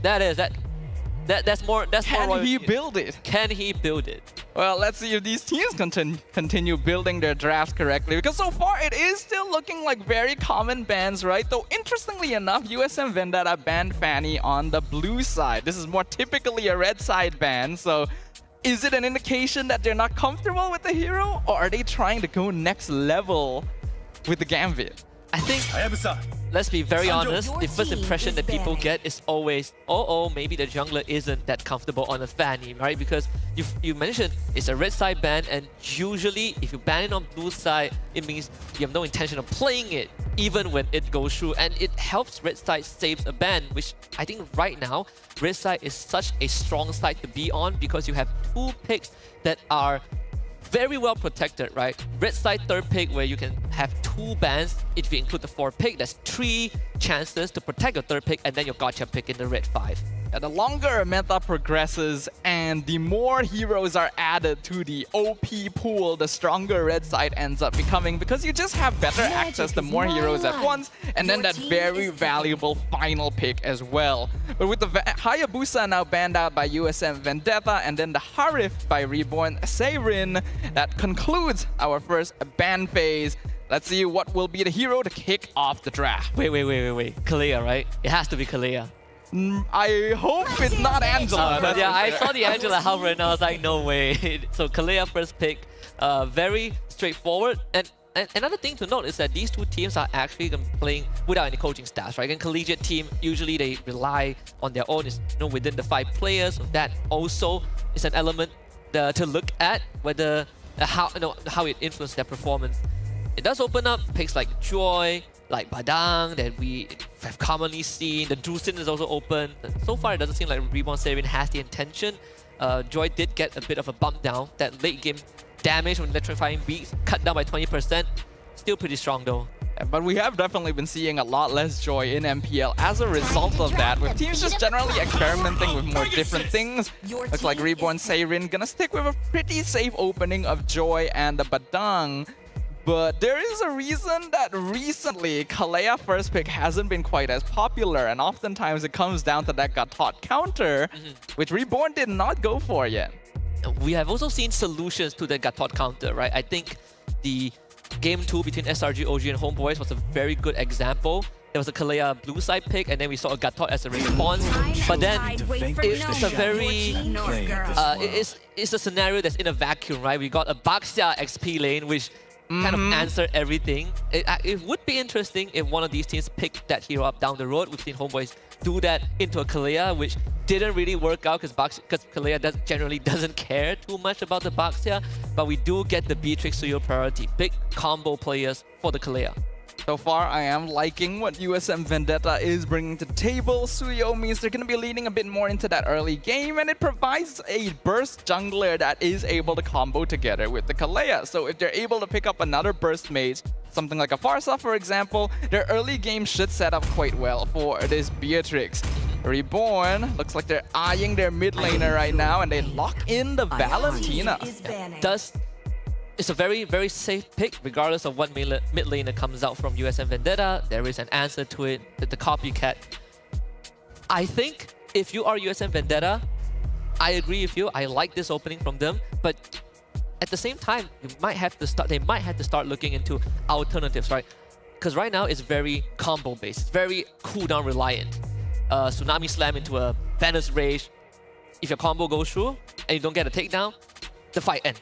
I can agree with you in that it is somewhat combo and cooldown reliant, but I still prefer it because I am personally not a big fan of opening the draft with heroes like Valentina Badang. It feels a bit too safe, and neither of these heroes have a lot of damage presence.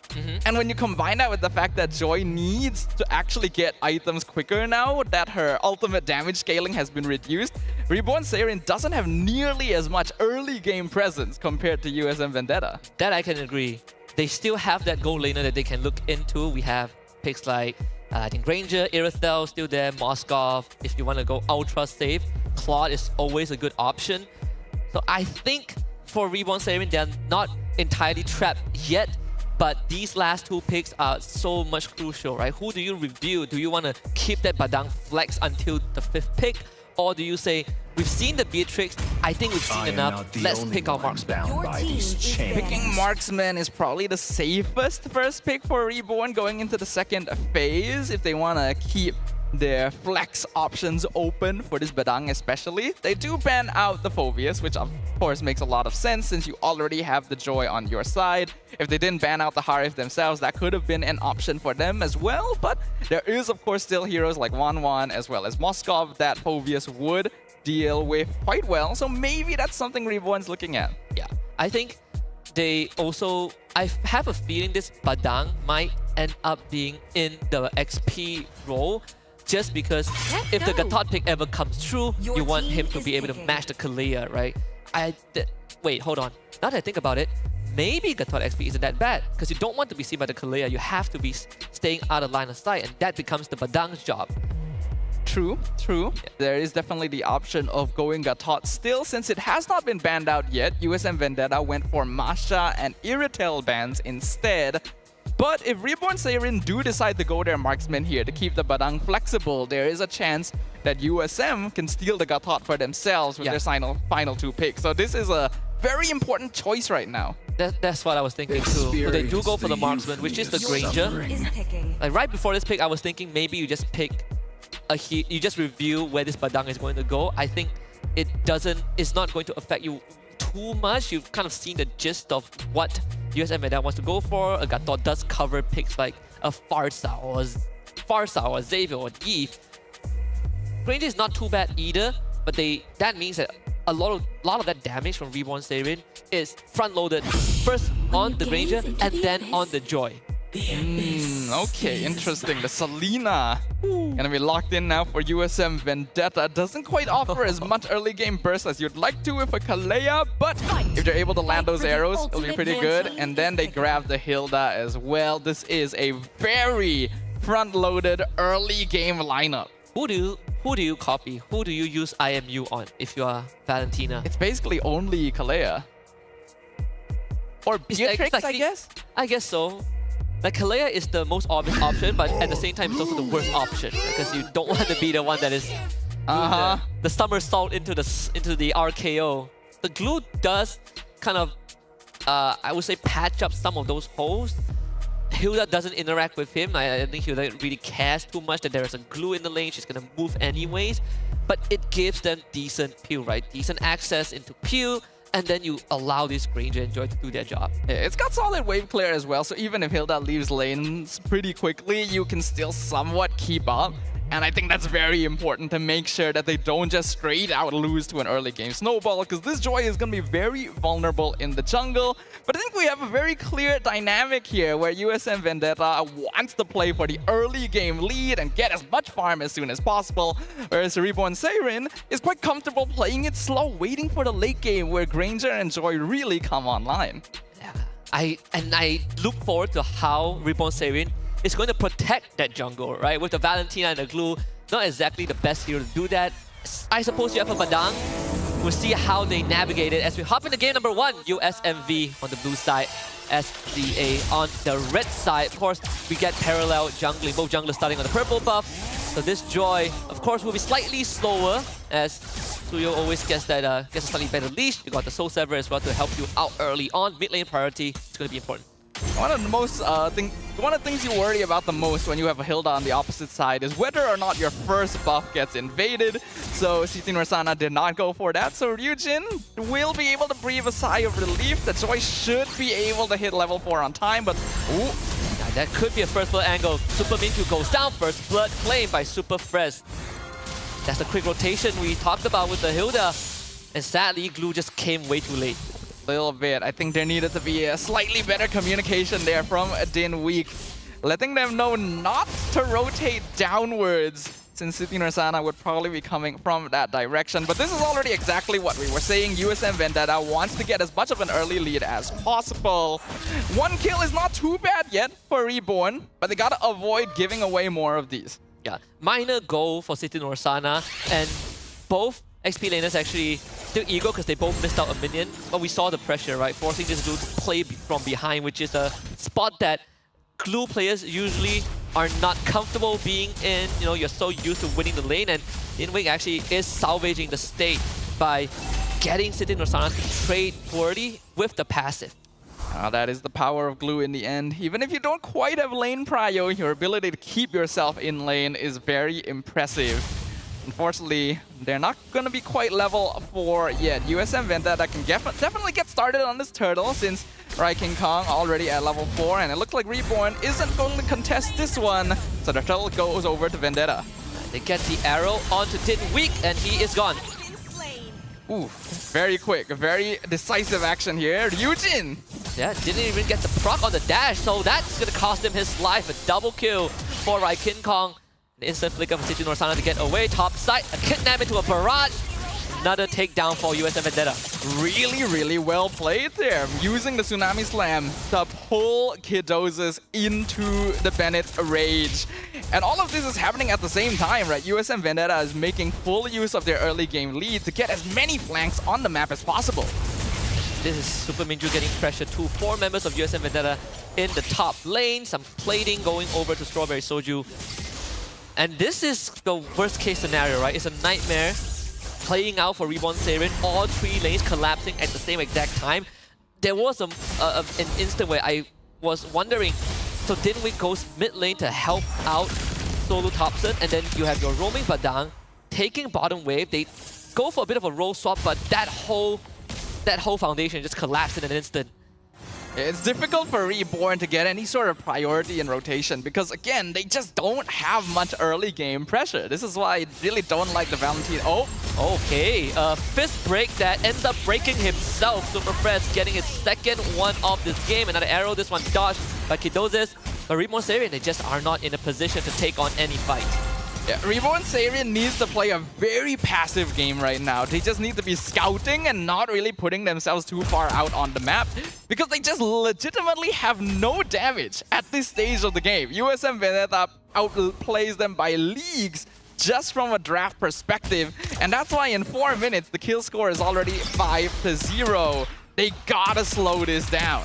I actually turned around to look at the items they have and I realized that, wait, it's a habit. There's no item. It's a different setup. It's a different setup. We don't have the items. But I did see the Enchanted Talisman, I think, for Super Fresh. Really go for the first item. For the extra Abyssal frequency of Abyssal Arrow, Reborn Saren still wants to get the turtle. Electrifying Beast is already used to get the Abyssal Arrow into an RKO. That's a slam. Another kill. This time for City Norsana. Turtle still under threat. The Retribution misses from Scenery Eugen. And Reborn Saren have completely lost control of the situation. A stolen Tsunami Slam. City Norsana gets brought underneath the turret, but just flickers away. They lost the joy. Yeah, that's not really the right move to go for here. Like, I respect Reborn trying to get a turtle, and it seemed like USM was taking it slowly, but you gotta be aware that they definitely have prio. Very easy for them to dive you like that. And once Super Minju was taken off the table, there was no way to counterattack. I'm now looking forward to the fleeting time timing for Kami Morales. How fast is it going to get that item? Because that is going to be the nitro boost for USM Vendetta to keep on fighting. Another title strike. No Tsunami Slam just yet, but enough to give Strawberry Soldier some more space to chunk out the tier 1. City Norsana just doing whatever he wants. The arrow just falling short of Super Minju. 7-0, 3k goal lead for USMV. Ooh, they're still gonna try and push it. They get one on the Badang. The Joy has a lot of work to do, but just finds Nobes the guard. Sadly, the arrow connects this time. Purify forced out from Kidozis. He will have to disengage from the fight. The Glue finally gets the spread onto Morales, but sadly, Morales is a very easy price to pay. They still get the Joy, and Din Week is no more. Killing spree for Super Fresh. USM Vendetta showing a lot of good composure across the map right now, just waiting it out, baiting resources from Reborn, and then the moment they realize, okay, they've spent a little bit too much time up here, they just immediately go for it. They do get the aggro on the Super Fresh, so he will get staggered. I think he tried to use the dash and dealt some damage to Super Minju. First punish of the game for Reborn Seirin. So they keep that gold deficit around that 3.5k mark, which is what they need to do. They need to stop USMV from further snowballing this. But it's a bit hard to do that at this point. Even Strawberry Soju, you can see, is so far ahead that they can start joining team fights, and the more assists the Beatrix racks up, the more unlikely it's going to be for Reborn Seirin to actually even make a late game comeback. Here we go, another Tsunami Slam into a Rocket Barrage. And the Banner Spray is just too strong at this point. They lose Super Minju for the 5th time this game. This Badang early pick has been the bane of many MPL teams even. So when I saw it locked in that early, I already had a feeling, but ooh. Yeah, this is just reduced to just a pile of blue. Scenery Eugene gets an electrifying beast and still loses the turtle! The proc from the Abyssal Trap from Super Fresh gets the job done. They lose CT Nursana, but again, small price to pay for USMV. Kidosa's getting a kill on CT Nursana is actually not too bad though. The Hilda is actually worth a good amount, so any little bit that Reborn Seirin is able to grab here is going to go quite far for them. But we are 7.5 minutes in, we're already at a 4k gold lead, and Super Minju is dead again. 6th time this game in 7.5 minutes. These arrow spams from the Selena. A big headache. Didn't weak. Not as durable as he thought. Forced to back off once more. But I agree. Any kills that you can feed into the Kidosa's machine is great, because that was his first Skypiercer stack. Right? The first 10 stack Skypiercer. Oh, the numbering can be confusing sometimes. At this point, Kidosa's is actually just the hope of Reborn Seirin. They need to get as much farm into this Granger as possible, even if it means sacrificing literally everyone else. Even Scenery Ryujin at 0-3 basically won't have much relevance for the rest of the game unless they find Strawberry Soju out in a really awkward spot. And so far, USM Vendetta has not shown that they're going to do that. Conceal play into a grab, didn't weak. We'll go down once more. Strawberry Soju is unstoppable. Reborn Seirin, I think you call it out right now. This fight is not in your favor at all. They will do just that, SDA. They will fall back. This is now, oh, they find him again. Another Abyssal Arrow, but the Fistcrack in return. Turn around for the counter engage. The Weird Passion will zone SDA back. Dozers wants to look for an execute angle, but does not have the stack. This doesn't have enough damage yet on this Granger, but it was a good counter there. Super Minju making sure that he doesn't die for the 7th time in a row here. Already not a good experience, especially as the roamer here. And Badang, again, just a very risky early pick. Don't really have a lot of priority against most of the heroes in the meta right now, and Reborn Seirin is feeling that. Their front line is simply not bulky enough to actually delay these fights and slow them down for the backline artillery. Still play, instantly reveal into a barrage. Ooh. That's the fresh Skypiercer by Strawberry Soju, so he just claimed his first stack. I feel so bad for Super Minju right now. I feel his pain, literally, and they're still going. And this time, Din Week is going to be next on the list. Strawberry Soju is got life, flickers forward, a couple of SMG shots. Passion not enough to proc the Skypiercer, but still, this Beatrix is a total monster this game. A monster is right. USM Vendetta are just running down Reborn Seirin in game 1. It is an 8k lead now at the 10-minute mark. And we can see how Reborn literally cannot send anyone up against them. The siege potential on Strawberry Soju is completely online. All the while they're having to dodge Abyssal Arrows, and CT Nursana is just standing there menacingly, consistently providing information to his team. See, whoa, I was wondering if a snipe would end in an execution. That almost happened. But they do lose CT Nursana against Super Minju. Despite going down 7 times this game thus far, still been able to get some very good punish onto USMV. But with the Lord coming in the top lane, this stage is going to be deadly. The Tidal strike into a Tsunami Slam. The Beer's Passion didn't weak. Able to walk out of it thanks to Super Minju, who throws his body to save his teammates. And now Scenery Ryujin attempts to hit the backline, finds out that the damage is just not enough. Of the Joy nerf hitting hard, the game disadvantage hitting even harder. Super Minju nearly dropping just to the Renner's apathy. You can see the siege from USM Vendetta is difficult to deal with, even when Reborn are the ones with a hero like a Granger. They do a good job of defending though, so because of that, they don't lose any inhibitors for now. Reborn needs to delay this game for another 5 to 7 minutes before they can really get their late game cores online. And I'm not sure if USM Vendetta is gonna let that happen. I mean, they have to deal with the next two lords on the losing side. And that's just 20 stacks of the Sky Piercer, right? The more stacks Strawberry Soldier has, the deadly it is. An attempted engage from Reborn Saren ends in the death of Din Weak, but they might get Sidin Orsana. There's a killing spree for Kidosa's, right? King Kong tries to go to the backline, gets staggered again, a stolen grab. And that is a decent punish for Reborn Saren, but sadly, they were just too far behind. So now, it's a hero that we all look for. Kidosas needs to somehow keep his team in the game. They will lose the mid inhibitor. 8 more seconds for Dinwick to come back. A couple of catapults, but the arrow connects, and that will seal his fate. Death Warren sign sent and delivered. USMV will take game 1. Game 1 going to the hands of USM Vendetta as they're able to play exactly to their lineup's win condition.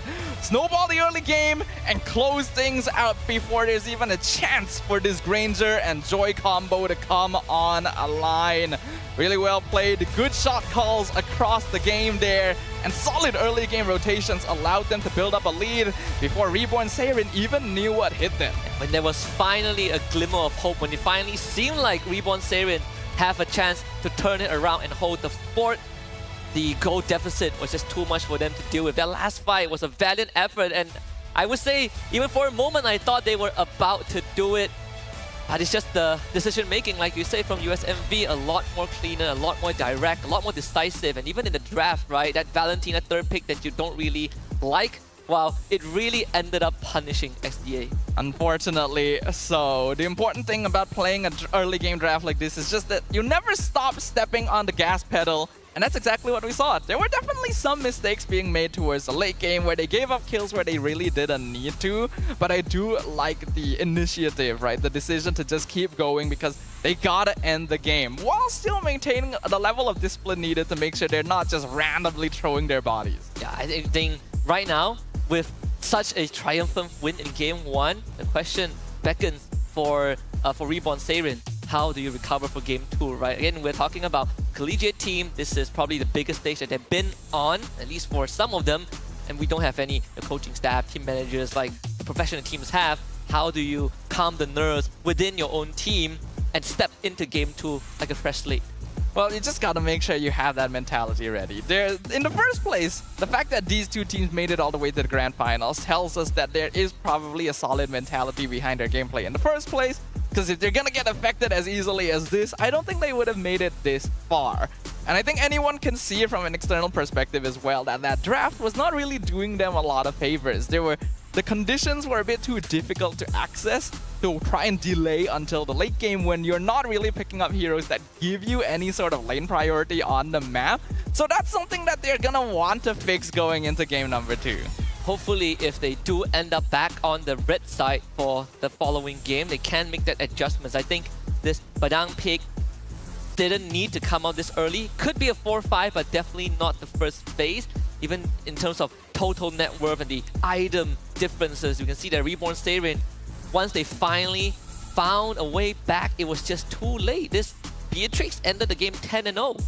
10-0. Strawberry Soju was not affected in that goal lane at all throughout the entirety of the game, and despite Kidosa's best efforts, even picking up 5 kills for himself towards the end there, it was a little bit too little too late. Again, there is no early game presence, no early game damage. Reborn Saren are not able to contest turtle objectives, they're not able to take flanks, and USM Vendetta just have easier ways of rotating across the map. Sidin Orsana was even able to pick up that Blade of the Heptaseas to go for even more early game pressure.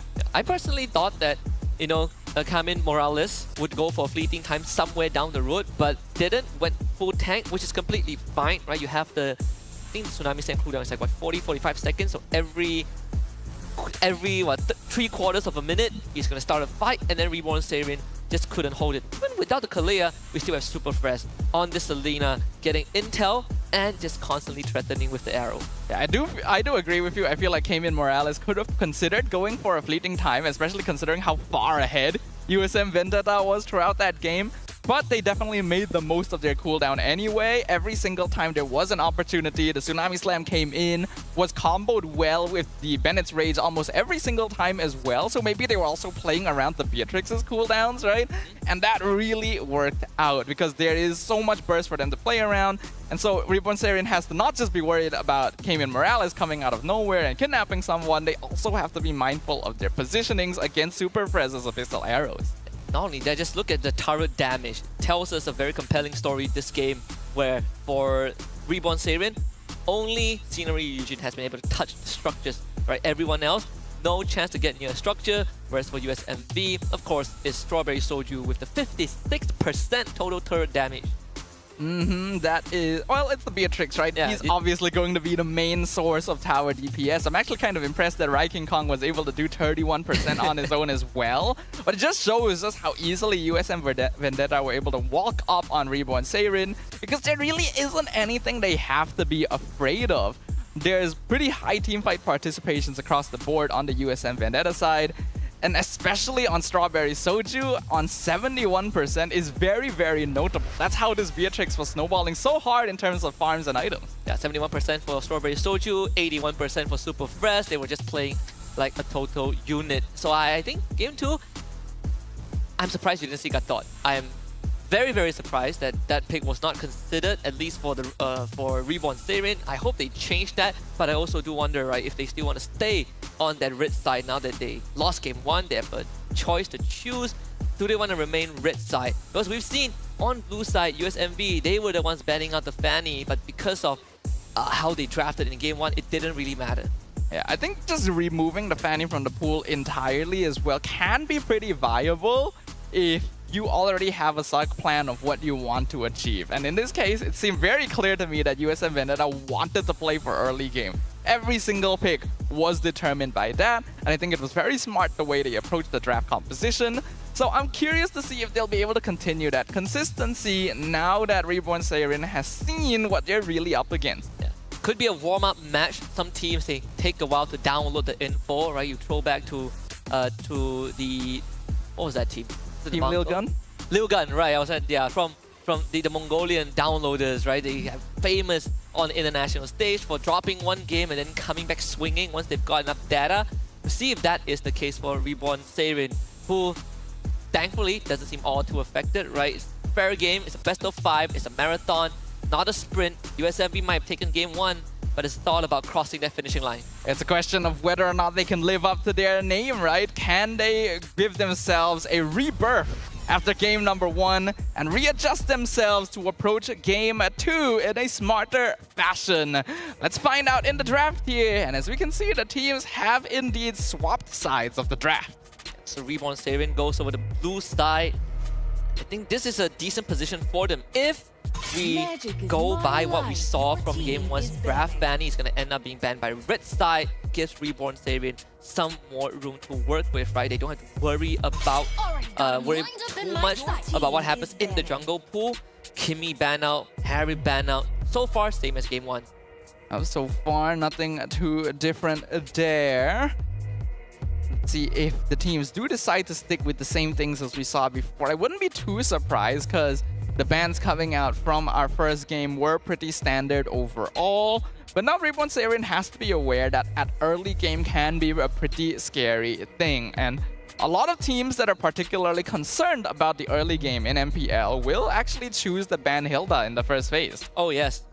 I think SRG at one point does that a lot. Or if you are up against a team that is really good at Hilda or has proficiency in Hilda, like in this case USMV, I think it's a ban that they can consider. And also Hilda is not a pick that shows up in priority, right? It's no longer like pick 1 and 2 most of the time. You really have to think ahead if you are Reborn Sarian, who still goes for a Matilda ban. Yeah, it's one of the rare cases of hero that's a bit more suited to be a blue side ban. So Reborn Sarian are the ones who are gonna have to think about that. So far, the Fanny has not actually been banned out yet. Now that USM banned it, okay. Now that they're on the red side, it makes a lot more sense for them to ban the hero. Yeah. And they do that. So the last ban from both teams, I think in game 1, was... What was it again? It's not a Granger.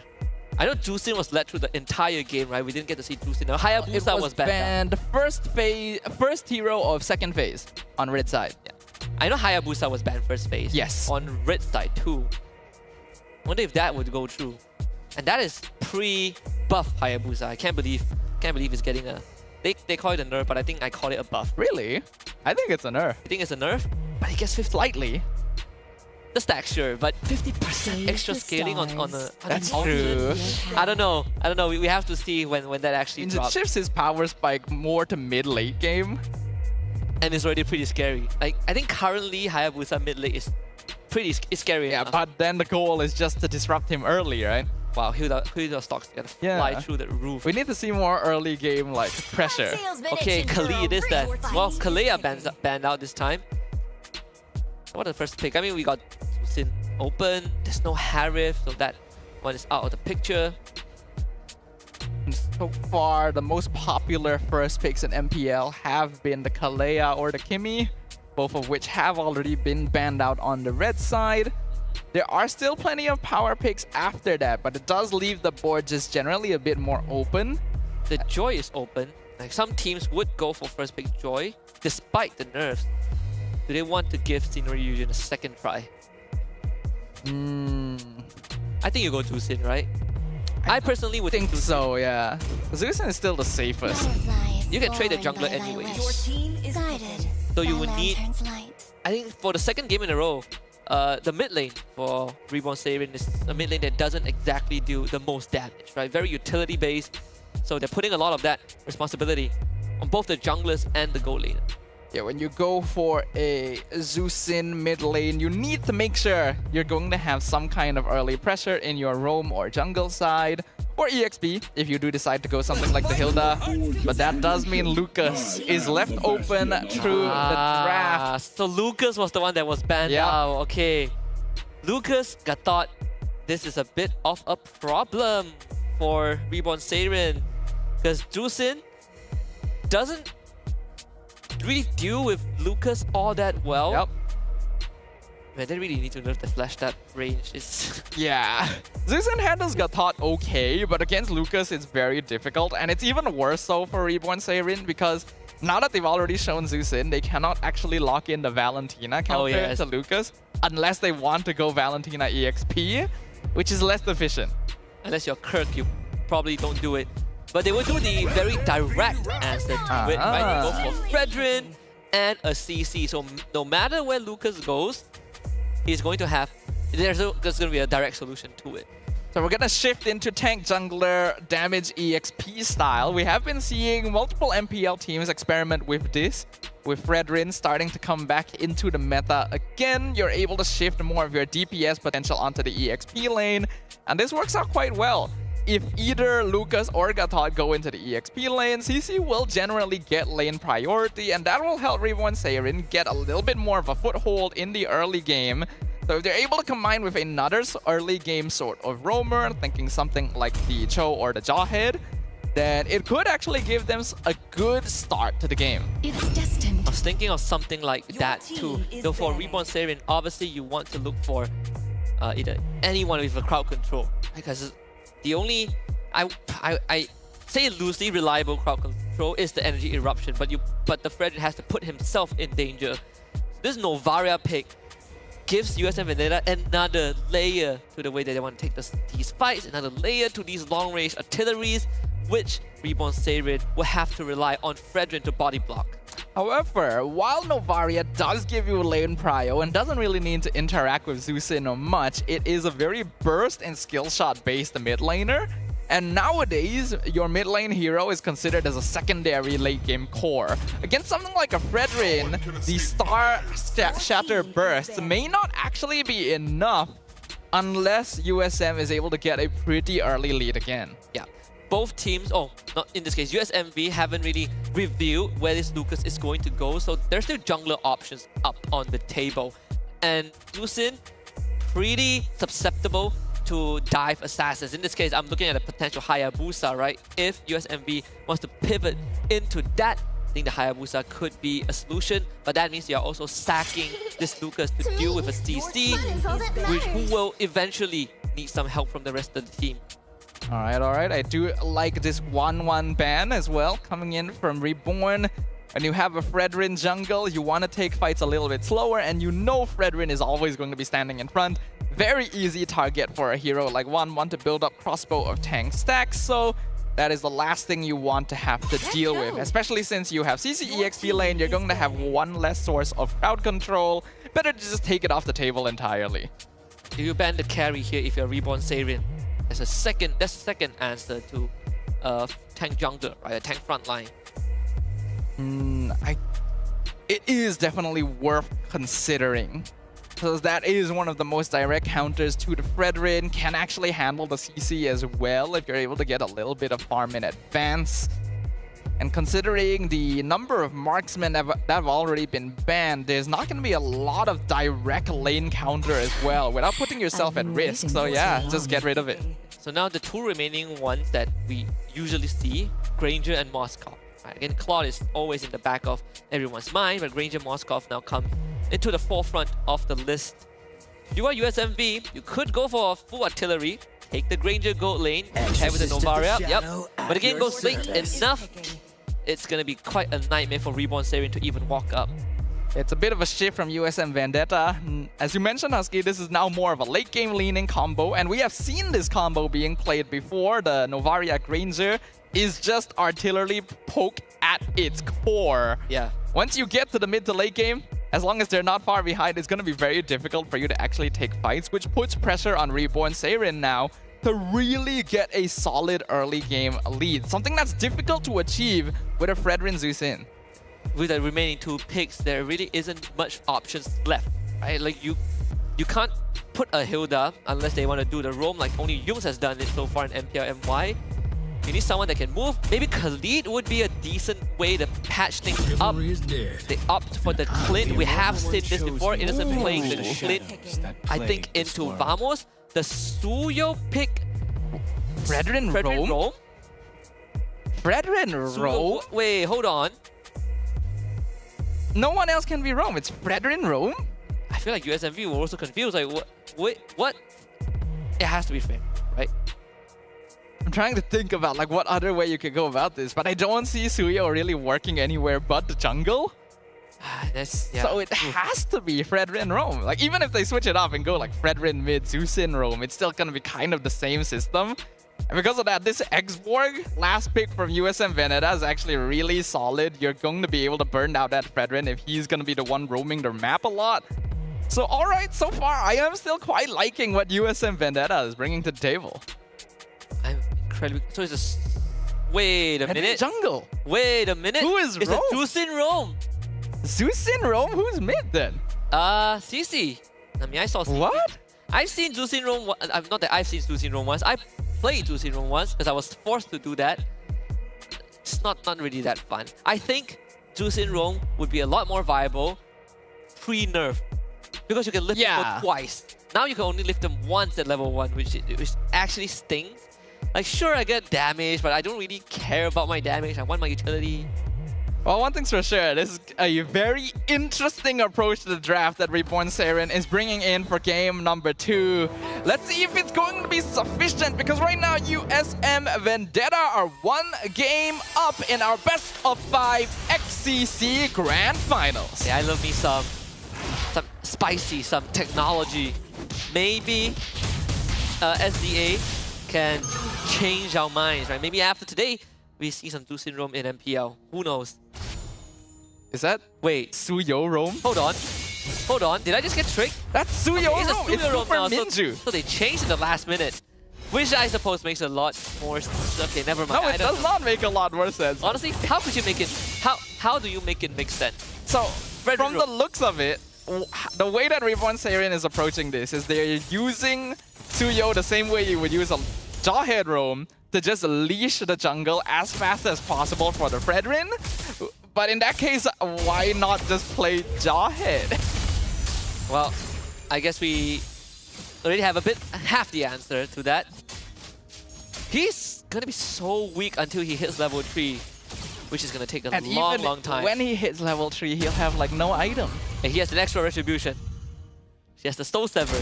I guess so, but you're gonna need some really good team coordination to take advantage of that. Gotta find some positive out of that. We'll give it a shot. We'll give it a chance. I think by the second turtle, we will have a very, very good impression of how it's gonna work out. Alright, King Kong, he's gonna get spotted. Outflash. That doesn't get in range of weak Reborn Saiyan coming in just in time to stop a gang. Very important for Reborn Saiyan to make sure they don't fall behind. Oh yeah, he is so dead. Alright, that is definitely not the right move. And that is why you don't play Rome Suyo, everyone. I think it's more of a testament of that is why you don't just die blindly to start a fight. Also, yes, literally you had no teammates there. Like, what was the goal there? Even if you connected the Blade Surge, it's very unlikely you're gonna make anything happen. So, USM Vendetta get the first turtle and force out a retreat from Ryujin when they try to steal purple. If you are USMV, okay, I was thinking if they want to even consider going for the invade, to play safe, play on their end, you know, power from this Suyo, not the Suyo, the Lucas. Faster, the further the Lucas gets a hit, the worse it gets for Reborn Saiyan. We get a bit of a minor pause as we check in on what the actual issue is, but it's a good time to quickly look back at the first 2.5 minutes that Reborn Saiyan has thrown at us. So, when we talked about the draft, we already pointed out USM Vendetta has a really powerful late game duo of Granger Novaria. Yeah. If you let the game last long enough, it's very difficult to win against this, so they need early game pressure. That's what we talk about. That's why we said, okay, heroes like Jawhead or Cho go for like quick flanks. Yeah. Would be great. But instead they pick Suyo, which, okay, can help Fredrin clear jungle quicker, but doesn't have much use beyond that. I don't know what to make out of this. I'm actually caught very off guard. Their only late game insurance now is the Clint. I don't even know if I want to include Suyo in that list because he's not also get money. When you pick Clint, you need to win lane. Clint is a hero you have to win lane on. We just saw him lose the lane. Yes, exactly. We just saw him lose the lane. Oh, this is already not going well for Reborn Saiyan. The first 2.5 minutes. It feels so weird. Who would you rather be in a room? You still think Fredrin is the best choice? So yeah. Or like Fredrin mid, Zeusin, Rome. That would have still made more sense to me. Because when I said I cannot see Suyo in any position besides the jungle during the draft, I meant it. I agree. I think if I have to choose between those three, the one hero that immediately has her purpose is the Zeusin, right? Lantern Fly, you get the crowd control or whatever. Decent zoning, I guess. Suyo needs 3 levels. He needs money. Fredrin needs money because he wants to be jacked up as much as possible. A Fredrin with low health pool really means nothing. Suyo is one of the last heroes on this lineup I would expect to go Rome. Like Zeusin makes more sense. You think CC even Fredrin makes more sense. CC maybe not as much, but I'd consider her about equal. In the sense that they're not going to offer you very much roaming around the map like Suyo. Yeah, at least she comes online at level 2. And she has decent training. Yeah. I'm very confused. I'm trying to find a way out for these boys. It's gonna take a while as the teams figure out what the issue is. Gotta ensure that both teams are playing in the optimal position, right? So that they can carry like a pro. You can't do that if we have some tech issues. Well, here's a worst case scenario. Oh boy, here we go. Here is the worst case scenario. Here's the worst case scenario. Was it a mispick? Oh god. Did they press the wrong hero? Who could have been in that list with Suyo? I wonder. I hope it's a mispick. But if it was, they needed to say it like before we hopped into the game. Yeah, before we go in. Like, it would be too late now if it was a mispick. Oh, we'll let them figure that out. But yeah, honest, I do hope it's a mispick. I don't see it working out in any way. But if it's not, I want to see it. I want to see something interesting. Yeah, I want to see the application. I've been throw curveballs, even in solo queue, but this is the biggest curveball. Okay, what would be the application? How would you adjust a Suyo in terms of like item build? Because that's the only thing they can really change now. I think you should go for damage, right? Still damage? Yeah. Let's try to play Suyo Assassin roam. Yeah. They play like a Howkert, but without the ult. Without like the Howkert ult. I mean, I can see it potential because you already have a Fredrin jungle, so you do have a tank. But you usually want 2. Yeah. And they have CC as damage. I guess you have Vengeance. So, okay, you could say that they have 2 frontliners. In which case, Suyo just tries to go for flank gameplay when the fight starts. Yeah, I suppose so. I played enough like solo queue to accept the fact that drafts that I sometimes feel are really bad works. Like, I would look at the enemy draft and I would tell myself, there's no way we lose in this draft, right? And then we lose to the draft. That's true. That is possible. I've lost enough times to damage Franco that I can attest to that. Like, I remember there was this game where the enemy picked like a full MPL style draft, you know? Like for example, Gatoro high loss, you know, Kimmy mid, well, full on just pro level draft. And my team, we had like Layla, Selena, I think I was a Selena. So we had a draft that on paper should never win, and we won. So if the game has taught me anything, is that it's not over until the crystal break. Anything is possible. I mean, one option could be for the Suyo to just camp gold lane. And you try to win gold lane as much because you have a lot of damage. You just like late surge, you soul 7, and then you get out. Yeah, pretty much, right? You just hit and run. If you combo that with like Clint's skill 1, it should actually almost kill the Granger just by itself. So maybe that's something they can go for, but let's go ahead and jump back into the game and see how things go for Reborn Seirin. Do we get this Speedo? Alright, he's level 3 now. Just a bit short of the Blade Surge. But not a problem. Now we have unlocked the Suyo, well, in terms of access to all his abilities. Now, if Reborn Seirin are able to slow down the... Even if they slow down the game, it's not good. Because that's exactly what USM Vendetta wants. There's a very narrow win condition for Reborn Seirin in the mid-game where they have a chance. Besides that, this draft has very few win conditions against USM Vendetta.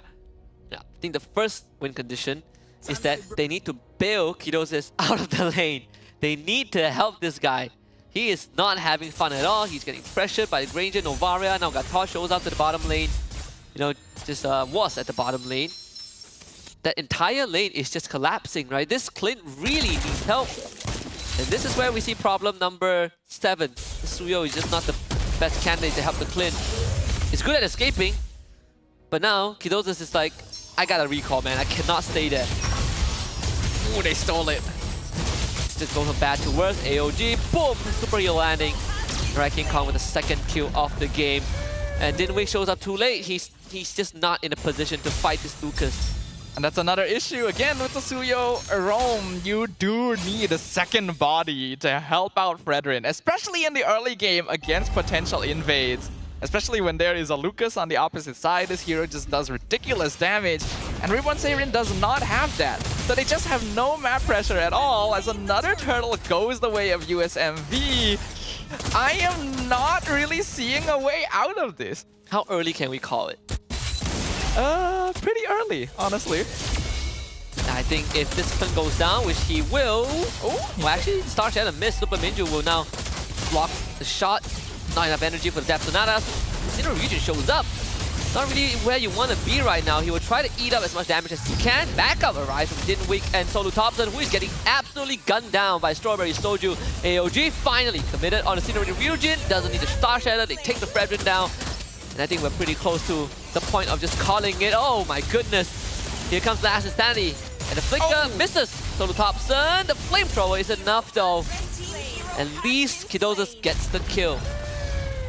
If I had a nickel for every time a player escaped that fight with like no HP, I think I'd have like 3 or 4. I think the closest call was Super Minju almost going down because his teammate retreated towards him as he was recalling and had a Star Shadow thrown at him. Yep. Oh, this time they did not steal that. Ryujin gonna be able to retry his purple buff away. King Kong. Not enough energy. Now finally gets it, pops the ultimate just in time to get away. An extra 800 health just like that. Alright, well, honestly, I don't feel like USM Vendetta needed to dive that deep previously to get those kills. They're already so far ahead that they're not really worth that much to them, but at this point, they're really just sending a message, right? We have a near 4K lead now, 6 minutes in, and oh. Okay, there goes Super Minju. And Scenery Ryujin gets a decent taunt, but the main damage dealer isn't here.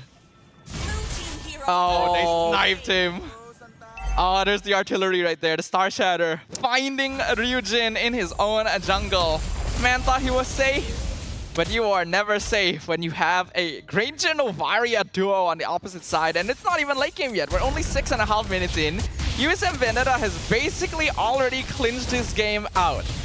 Like, it's very early to say it, but I'm gonna call it. I don't think Reborn Saren can come back into this already. I think where we call it is when the mid tier 1 goes down, it is over. Well, they almost got a solo kill onto Strawberry Soju, but they lost Solu Thompson.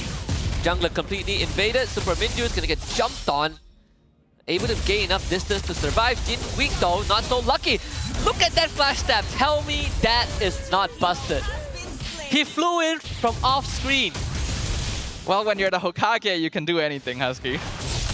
You're not wrong. But look, if I have to compare Killua and Naruto, it should at least be an even fight. But clearly, it's not. If you get a full combo from did Killua ever become Hokage? No, because that's not the Zoldyck way. I thought so. That's not the Zoldyck way, alright? Probably not. For now, though, USM Vendetta flaunting their obvious dominance. This roam Suyo is not doing Reborn Saren any favors, and honestly, even if they did have a proper roam, they just don't have enough early pressure again to stop USM from just running into their half of the map. It's a casual AOG to escape, no more current call, and Dinwick just gets completely destroyed. Kido just taunted up into a double kill for Super Fresh. Can they at least get one off of this? Right, King Kong shows up in the back line into a big flash combo, taunted up on the turret, takes aggro, escapes, lifted back, still escaped, and a full wipeout at the cost of Carmen Morales. And they only lose their roamer, and he almost survived as well. If he popped Revitalize, he would have actually lived there. I think he also was surprised that that random last bit of damage came out of nowhere, but that's just how far ahead USM Vendetta is at this point. They can literally repeatedly dive the tower. Xborg is supposed to slow down the fight, but Siti Norsana is just throwing himself in there as a nuke. And even Strawberry Soju is now able to pick off Super Minju like he's just a large minion. I didn't even notice that Siti Norsana had 2 deaths. This is the best export game. I would love to be in Siti Norsana's position. He literally doesn't need to do anything. Like, he's meant to slow the fight. He's meant to burn Fredrin down slowly. But when your team is this far ahead already, slowly is not in your vocabulary. USM Vendetta can now once again step on the gas pedal and look to close out the game in the next couple minutes.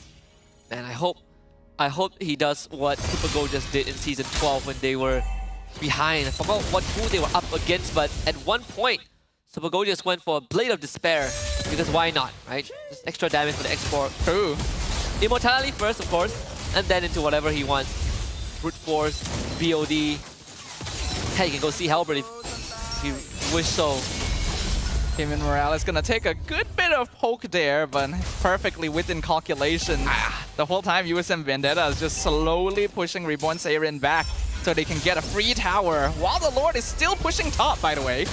Oh, man, look at that, like shooting fish in the barrel. USM Vendetta just hunting down the members of Reborn Saren. And we still haven't even addressed the Lord that just arrived. There's still the Holy Defense, of course. Lord will most likely be taken care of. Hey, there's a use for the Suyo. Okay, not anymore. He did clear out the Lord. What do you even do in this position? There is literally nothing you can do in this position. And that means a 12k goal lead. Granger and Novaria is supposed to come online at like 15 minutes. We are way early this. Oh my goodness, the damage. Look, Super Fresh, if I were you, Sky Piercer. We are so ahead of schedule right now for USM Vendetta. We are ahead of schedule overall for the show. This game should have... Oh man. Production getting ready to throw a party backstage. Okay, we need to like try and think. What can Reborn say? Look, we don't even have time.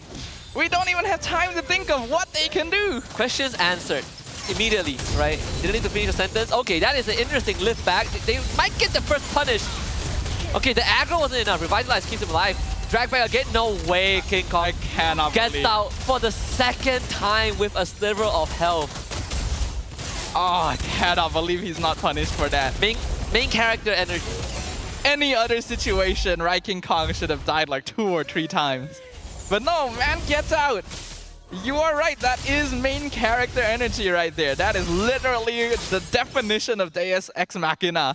Reborn Seirin can do nothing. They cannot punish. USM Vendetta can literally do whatever they want, and they're not going to... Oh, I feel so... I don't even know how to feel, Husky. Look, Gege. This is what you need to learn from Masashi Kishimoto, okay? Main character doesn't go down. Give me back my 6-eye. My 6-eye sorcerer. Oh, how did that land? Goodness! Right through 3 members of Reborn Seirin. Alright, that is a very, very charged Super Minju. And this should be game number 2, although USMV are just taking their sweet, sweet time.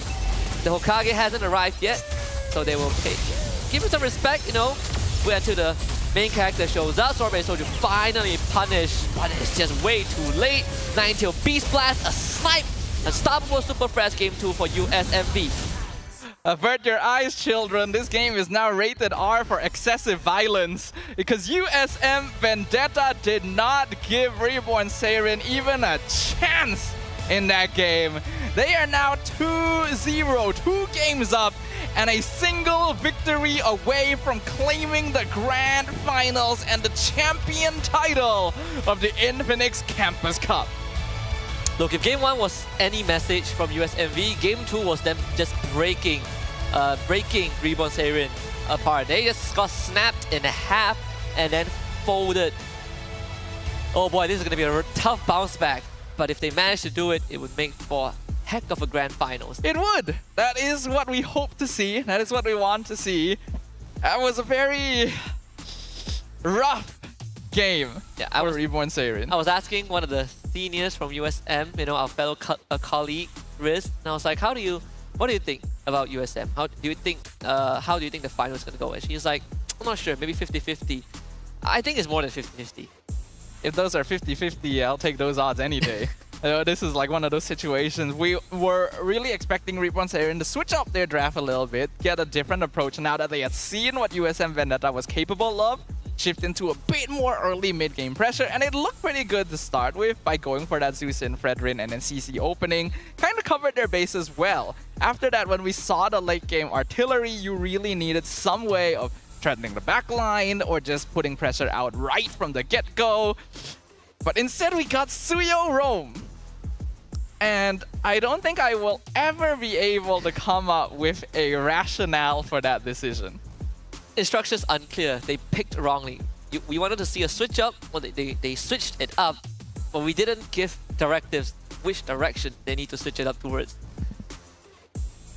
Yeah, I guess so. Do we have to be that specific? Well, I mean, I hope so. I saw a recent short form content on IG, and it was like most people, I think like men or something, and okay, the demographic of most of our players are command-based creatures.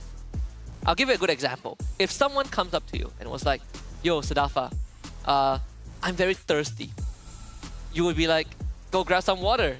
Yeah. But if I come up to you and I was like, "Yo, Sadafa, I'm pretty thirsty. Could you grab me a bottle of water?" Okay, I see where just proved the point. Though it also does depend on whether or not there is a bottle of water nearby. That is true. You know, like if you're expecting me to walk like 10 minutes to get you a bottle of water, I will still say go get a bottle of water yourself. Definitely easier to draft differently than getting that bottle of water, which true. I feel like is right in front of Reborn Seirin. They have plenty of choices, and they went with the one that, oh man, I just realized we didn't really get to check in on the items as much, but Silence rolled into a Queen's Wing. I would much prefer the damage. Yeah, same. But Because like, So he goes down in 4 shots, even with the Queen's Wing. It actually doesn't really solve the problem anyway. Queen's Wings is not going to help you here. Queen's Wings is meant to be an item that pushes your lead further. But this is trying to use it as a defensive item because you're playing Rome Suyo. You are trying to put a bandage on a lost limb. It's the damage reduction only has value when you can actually resist damage. Yes, and you are not like it doesn't have enough Super health. Minju literally didn't exist this game. Poor guy. 2 games in a row. I think what did he also go down 7 times in game 1? I think so. Yes. I can't remember. But 7 or 8 times on the Badang. But that made a bit more sense than this. Even so, you know. Of course. Wow. First item, brute force for the Fredrin. Okay. The deeper we look into it, the more questions arise. That's very greedy. Like, it does not make sense to go for that as a first item, whether you're ahead or behind. Thunderbelt would make more sense. Thunderbelt makes more sense if you're like playing standard or ahead. Going for a straight up tank item like Dominance would make more sense if you were behind. Honestly, I thought Max's build from JP9S was ridiculous enough. I didn't think that this would take. And he went Oracle. He went Oracle first item, right? Brute Force Oracle. This one Brute Force Oracle is like, man, you can't do that. You can't. Like Max went for Oracle first item and he lost the game. You know what? I think Thunderbelt Oracle Brute Force makes the most sense. You are not in a position to go for that sort of item build. I think now that we look at the items, there were a lot more mistakes being made by Reborn Seirin beyond just the hero pick itself. And that already didn't put them in a good position. In comparison, USM Vendetta once again approached the draft in a very smart way. You go for the double late game artillery composition, but also have the Lucas to hold out for your early game burst, and then the Gatot and Xborg to slow down team fights, which they didn't even really need to do. I think it's so fun as an export where you can show up and press your ult the moment you show up. Yep. Usually you hold on to it, but not City Nursana. He throws himself in. He's the grenade. And there's no Bruno Mars on Reborn Seirin. No one is willing to catch that grenade. The game was moving so quickly, and the farm was accelerating so fast for late game cores on the side of USMV that Strawberry Soju and Super Perez both had higher teamfight participation than any of their frontline tanks. I love it. To be fair, a lot of these late game snipes happen without the involvement of the frontline tanks. Oh, it would have been so nice if they decide, you know what? Reborn Seirin is throwing curveballs at us. Gatot XP, and we go Selena Rome. That would be full artillery. It would still work. It would still work, yeah. It would actually still work. It's still a better option than Suyo Rome. I have never seen that. No, me Even neither. in pubs, and we know how suspicious the drafts in pubs can be. No one has ever done that. No one. The most we get is Natalia. Yeah. I don't miss her at all. I don't know. Are they? Yeah. So the players are back on stage. We got this could potentially be the last game, and looking at how it's moving, we might end just in time for dinner. I'm hoping it's not the last game. Me too. I do like after battling through so many other teams to make it all the way to the grand finals here, having a chance to play live on the MPL stage itself for the grand finals to determine who goes on to become the champion and even represents us in the regionals. This is not the way you want to go. If something is going to change, if there's any sort of strategies that are being hidden, now is the time to pull them out, and I'm hoping we get to see something different from Reborn Seirin. Absolutely. When your backs are against the wall, usually there are 2 kind of possibilities, right? Whether a team pulls out secret strats or they fall back to comfort. And I think in this case, I want to see the comfort. I feel like comfort is the way to go for a team that got battered 2 games in a row, especially a second game, which felt very, very weird. We have so much on the line, right? This is not just for the regionals. You're also representing the institution, right? We have 2 different unis coming together on that big stage. I don't think I've even sat on that stage. Yeah. Not even during rehearsal. No, I didn't. We stood on it once for the opening ceremony. Yeah, but we didn't like sit in the player's seat. We should find a chance to do that actually. Yeah, we could actually come early. No. Yeah, actually we could. We could come early on our call times. That would be great. We just sneak on and replace one of the players during the game. We could do that. I think there are some free slots this weekend. Maybe. Or we could join you for the ping test. The Marshals do a lot of ping tests True. early Yeah, in we the should do that. We should do that, actually. That's the best chance we have of getting the chance to sit up there. Because, yeah, we haven't gotten the chance to sit up there yet. These players have that chance. I just heard. Yeah, they just told us. Oh, nice. Okay, this weekend, we are gonna sit. They actually gave us approval. Thank you very much. Okay, back to the matter at hand. Where do we even begin? Well, with the draft. This is the free for all, of course. Like, usually there is a clear topic to tackle between games, but this one is a free for all. In the end, the goal is make the game easier for yourself. And the best way to do that is just to draft something simple but solid. Yeah, just draft something that is easy to execute, doesn't require too much setup, and no Suyo roam. No. Keys to victory, no Suyo roam. No Suyo roam. Well, let's jump into the draft for game number 3 now. And it looks like we will once again switch sides. USM Vendetta returns to first pick. Are they still going to ban Fanny on blue side? Oh man. Okay. Looks like yes. I think the bans are going to be the same overall. I don't see much difference, although we did see the Luoyi ban in the previous game. So Reborn Series banned Lucas on red side in game 1. I wonder if they'll fall back to that. Though you don't really pick Lucas first pick anyways on blue. Maybe Reborn Series can consider that as an option. Yeah, Lucas is actually a pretty strong red side pick, so if Reborn Seirin opens it up, they have a chance of locking it in, but they will always have to worry about this Valentina. So that's something to think about now that we've seen what happened in the draft for game 2 as well. I don't think USM Vendetta will put themselves in a position where they first pick Zeus in, right? Just to leave the threat of that open if the Lucas is not banned out. How do we go with this? Hayabusa banned out, so same bans as game 1. A lot of first pick options. I mean, Jusin is still open, but we've seen what the Jusin first pick did. I don't necessarily think it's a bad pick.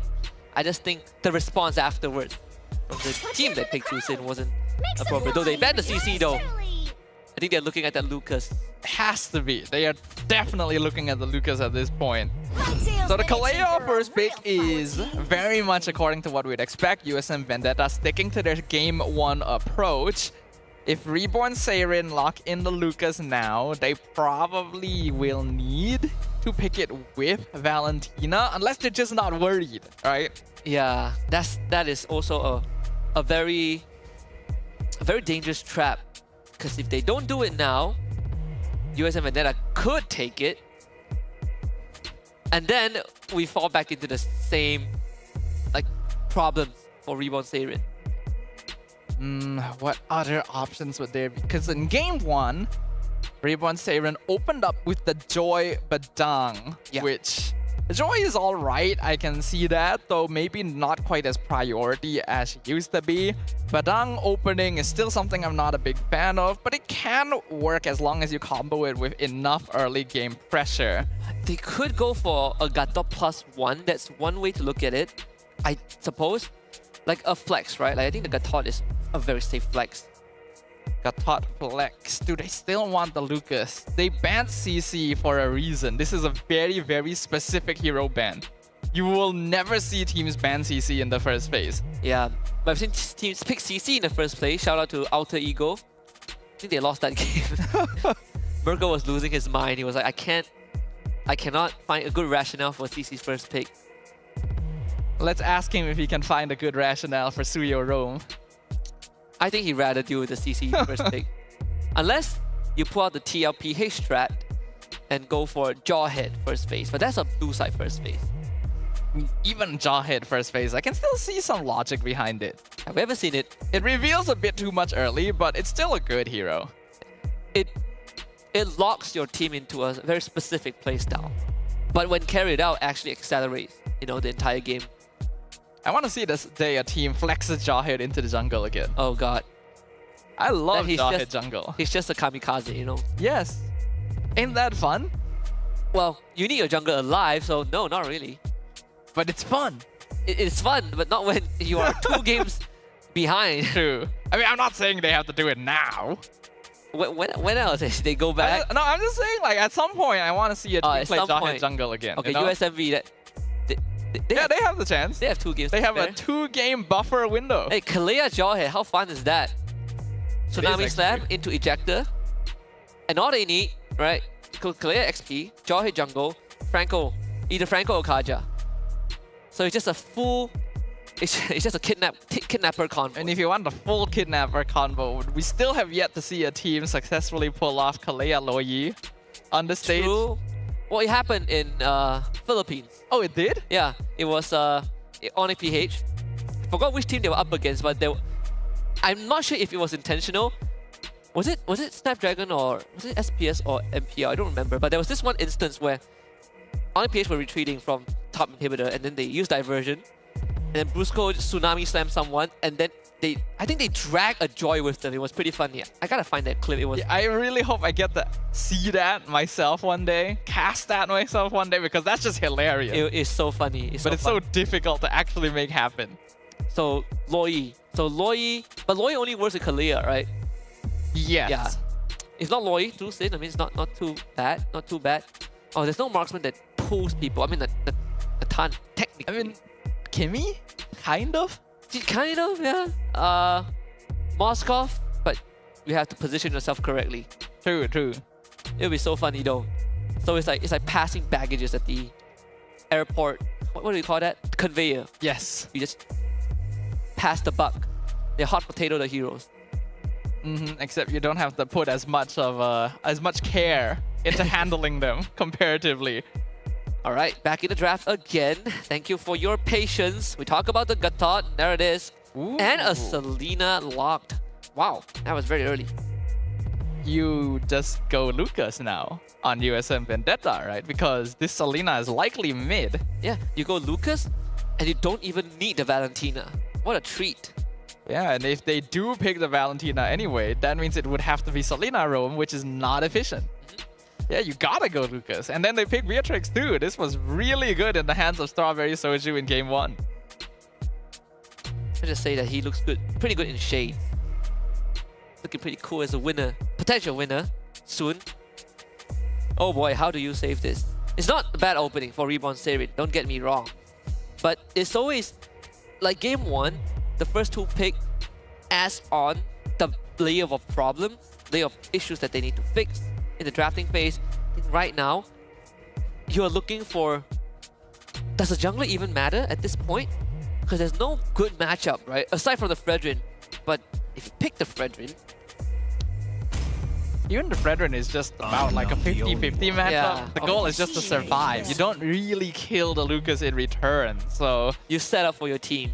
Yeah, the Phoveus comes out instead, which... Alright, I guess it's just a safe EXP laner, especially now that CC is off the table. There's very few picks left that Phoveus has any trouble with. But there also isn't like heavy dash hero on the opposite side that Phoveus can hard punish. Yeah, like Kalea can just grab you, you'll not reach the Beatrix, Kalea pills for you, and Lucas generally doesn't care. So Joyban, then tackling the jungle pool of Scenery Ryujin. I can respect the Novaria ban for sure. Yep. Novaria ban makes sense. Still opens up something like a Farsa if they want to play full utility. Farsa, Beatrix, and Kalea in the same team. Oh boy. It's a fleeting time first item. Yeah, Farsa would be really good. Eve, honestly, would also be really good. More team fight potential. Looks like Reborn Serin is focusing pretty hard on the mid lane pool. Yeah, I mean, getting rid of Zusin does make sense, since the combo of that with Kalea would be really scary, since there's already more than enough damage on the USMV side to play around it. But it does mean you're giving up a lot of potential bans just to try and focus that down. And again, Farsa and Eve are wide open for USM Vendetta to still play around. I think here, you ban a Suyo if you are USMV, if you really want to attack the jungle pool. You ban that Suyo, and Reborn Serin will be left to think about what else they can play. Fredrin Alpha is the first 2 that comes to mind, but aside from that, who else? So they open the Suyo, they don't really care about that. Yeah, this makes sense. because Iritel is going to pose a bit of trouble to Beatrix in lane. So we already saw what happened with Sawberry Soju is not really affected much in terms of their early game farm. They just scale up so quickly, especially with this Kalea combo. USM Vendetta wants to follow that same line to bring themselves to a clean sweep. So why not stick to very similar bans to game number 1? So the one that you talked about finally gets picked up, right? It was banned in the last, as the last ban for USM Vendetta in game 1. Now finally showing herself. Great way to escape from the Tsunami Slam. If it ever gets on top of her, it's going to take the pull yourself together, so Inspire comes online quicker. And a good way to deal with these big, bulky divers. But another good way of dealing with the big, bulky frontliners is that X-Bor again. Nasana already played it last game, so shouldn't be too big of a pivot to bring it out again. Alongside the Luo Yi. USM Vendetta going for some global presence, and hey, maybe we will get to see the Kalea Luo Yi combo. Ask and you shall receive. USMV doing a bit of a fan service before they look to close out this series, or they try to close it out. Still missing a jungler for Reborn Seirin. So far in both games, sadly for Ryujin, he hasn't been able to really do too much. Game 1 as the Joy fell too far behind. Game 2 was just a straight out grief by the latter part of the comp. Now he has a choice to make. Do you want to go late with that Ling or go early with the Suyo? I think Ling is actually the better choice here. Suyo is not gonna really be able to do much against this comp. And maybe if USM Vendetta overextends themselves, Ling can jump the backline and punish Beatrix and Luo Yi, especially since she's not gonna have a lot of mobility, and keep themselves in the game with macro potential. But it once again means Reborn Seirin really has no early game pressure. Just like game number 1, they want to go late. They need to survive until that point. We've seen what USMV could do to accelerate the game beyond the controls, beyond the boundaries of control for Reborn Seirin. See, I mean, this draft definitely looks a lot better than what we have witnessed, right? I think even compared to game 1, feels like there's a lot more room for error, a lot more room to breathe for Reborn Seirin in game 3. Yeah, I agree with you. Having Phoveus, Gatot, and Selena to maybe slow around the game to allow Wanwan and Ling to farm are all important tools. So now it comes down to the execution. Will Reborn Seirin be able to take a victory? Will they be able to delay the series? Will they be able to halt the clean sweep in its tracks? Because if they're not able to do so, USM Vendetta are on path to take a clean sweep in our XCC Grand Finals. Let's find out what develops in the Land of Dawn for game number 3. Right off the bat, both junglers once more parallel jungling path, as Ling always want to take that purple buff as fast as possible. We see this Selena pick. Just quickly want to segue. I feel like this Zenith skin, the hitbox for the arrow, is it just me or does it feel a bit larger? The arrow does definitely look larger. But I will say, if anything, it just makes it more accurate. Because there are times with a basic skin where you don't think the arrow is going to hit you, and it does. I can't relate. My arrows with the basic one, and this... Maybe my arrow isn't fat enough. Who knows? Maybe it needs to eat more. Yeah, maybe it needs to eat more. Get more kills. Get a few more nutrients in that tin arrow body. For now though, Reborn Seirin, once again, going to be very happy to just slow this game down. And comparatively... Oh, hold on. Okay. Again, there's a way to keep the Lucas out of your own jungle, which in of itself is good enough, right? They managed to take mini priority with the help of this Gatot as well. Rotation is looking a lot more cleaner than that game 1. No surprise first blood. They're able to keep this 4-man squad of USM Vendetta in check. Super Minju standing in a very good spot as well to stop any form of jungle invasion. This is already the best start we have seen from Reborn Seirin this entire series, which is not good to say, but hey, it's an improvement. For now, USM Vendetta controlling the turtle. Not sure if they really want to fight this Super Minju. He's really full committing. Even Revitalize was used. They still lose the turtle, and now the Sacred Beast is going to be unleashed. The Shockwave does miss. Din Weak might have to be abandoned again. First blood delivered to Super Frez. The timing of entry from Scenery Ryujin was not bad, but wasn't quite able to get the retry timing correct, so King Kong still came out on top. And I feel like from that position, Reborn Seirin should have just went for a non-committal position. I think they could have afforded to just not really have anyone standing too far in front and just allow Ryujin to try and steal it, since he does have a free get out of jail card with that Tempest of Blades, but Dinweek walked too far ahead, and that cost them first blood. And even Super Minju, he had to use Revitalize and got dropped down to incredibly low health before the committal even happened from Reborn Seirin. Still, compared to what happened in game 1 and 2, this is still a very, very manageable start, right? Just losing that one turtle, as long as this Ling can continue farming, get back on track, doesn't get taken down by USM Vendetta, there's a good chance for Reborn Seirin to start scaling into the game, though they would lose this one golem over to USMV. I think Reborn Seirin are more than willing to give up camps and even turtles to USM Vendetta as long as Ryujin and Kidoses are able to get farm, and Thompson actually even finds a kill on CT Norsana in the river. Very, very good punish on the export. It's quite a skill matchup in lane 2. The taunt on Strawberry Soju, he will have to start giving respect over to Reborn Seirin, who in this game have a lot more tools to get things going, right? AOG, you got the Infernal Pursuit that can proc endless of times from Dinweek's side, and the constant arrow spams. And this is pre-talisman for Solo Thompson.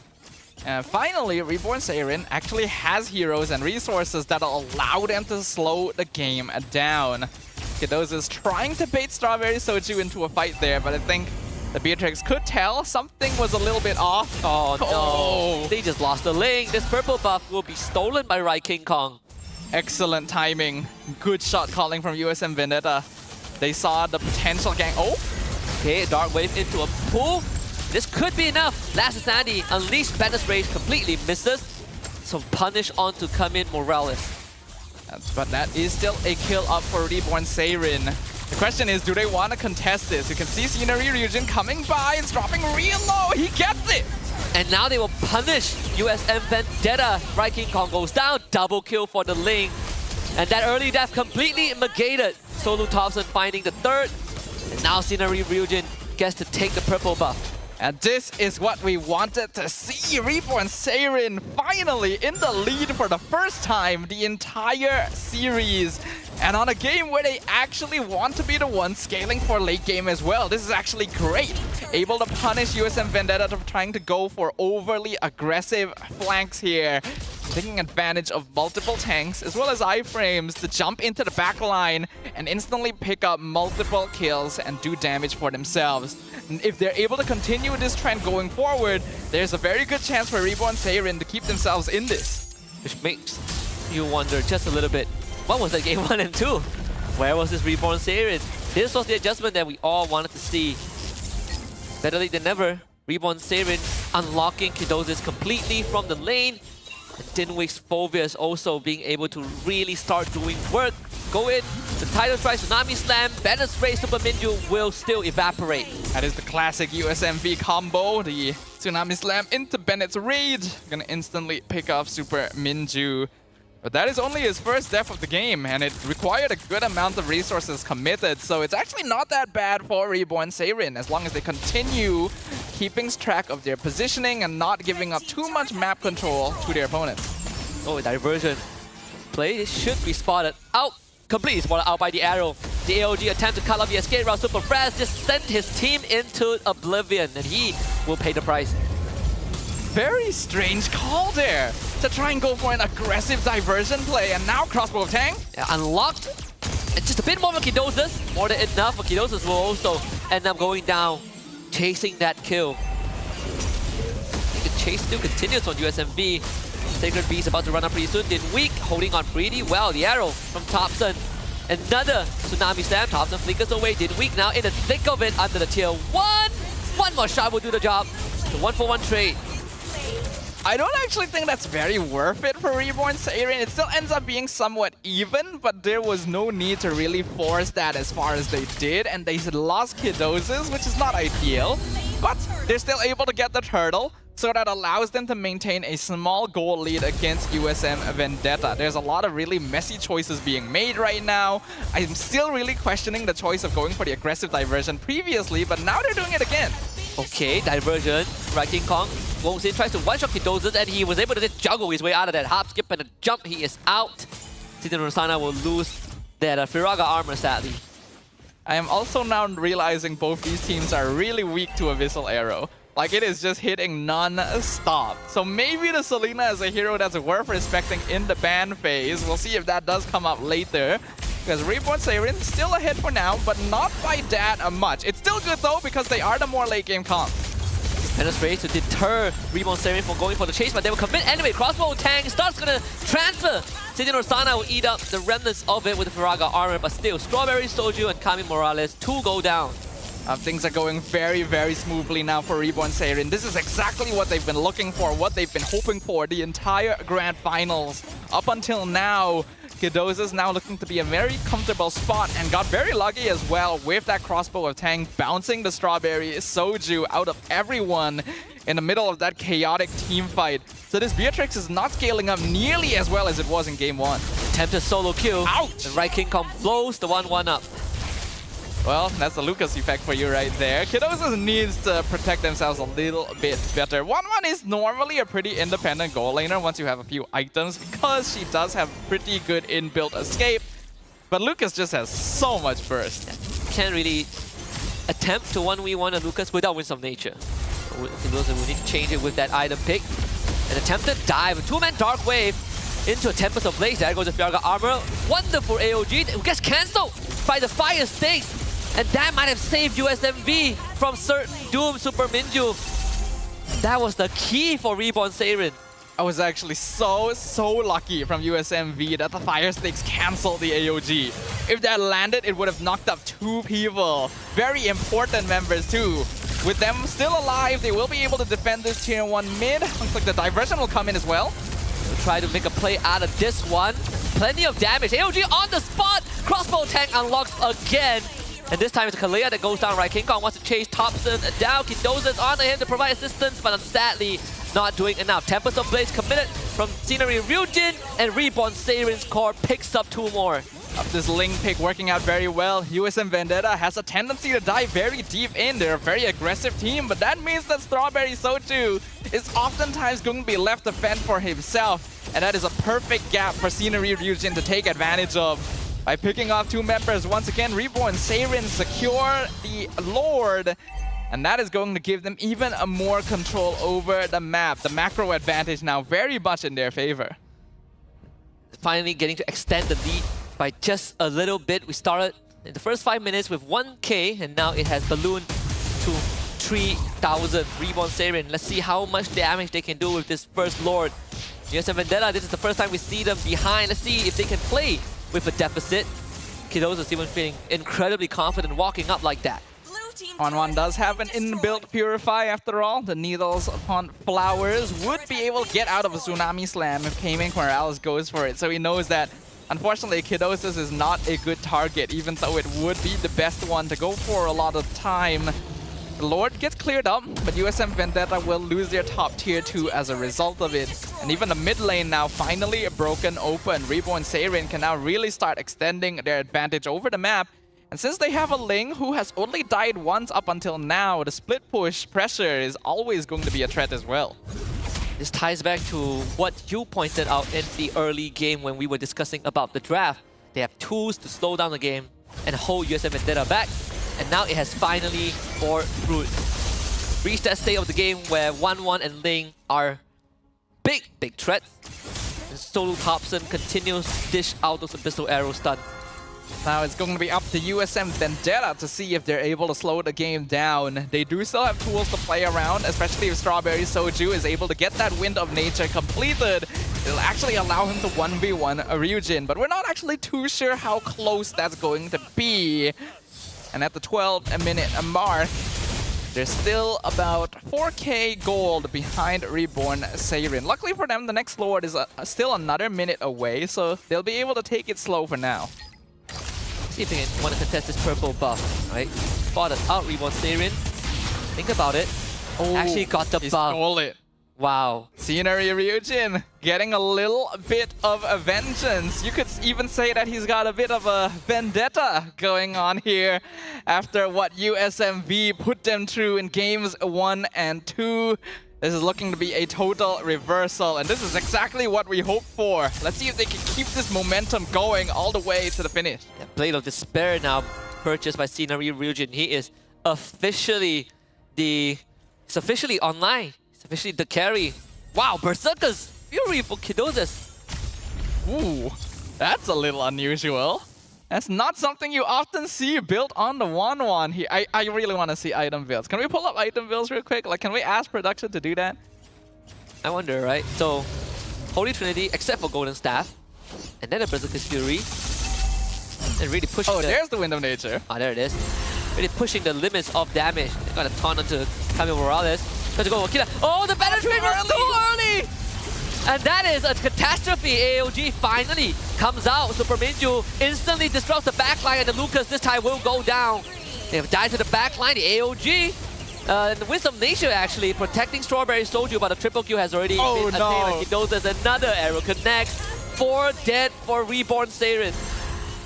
Solu Thompson is hitting these non-stop. If Strawberry Soju had lived there, they might have still been able to defend 1 or 2 towers, but now it is CT Norsana against the world, and Reborn Seirin gonna take advantage of this to try and end right now. They use the last Sandy to blow up the catapult.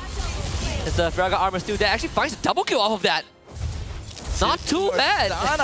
Wow. Finding it. That was a bit too aggro. I think Reborn Seirin should have went for the safe play. They could have gotten the Lord for free there, but decided to try and push in to end while there were still 4 death timers on the USMV side.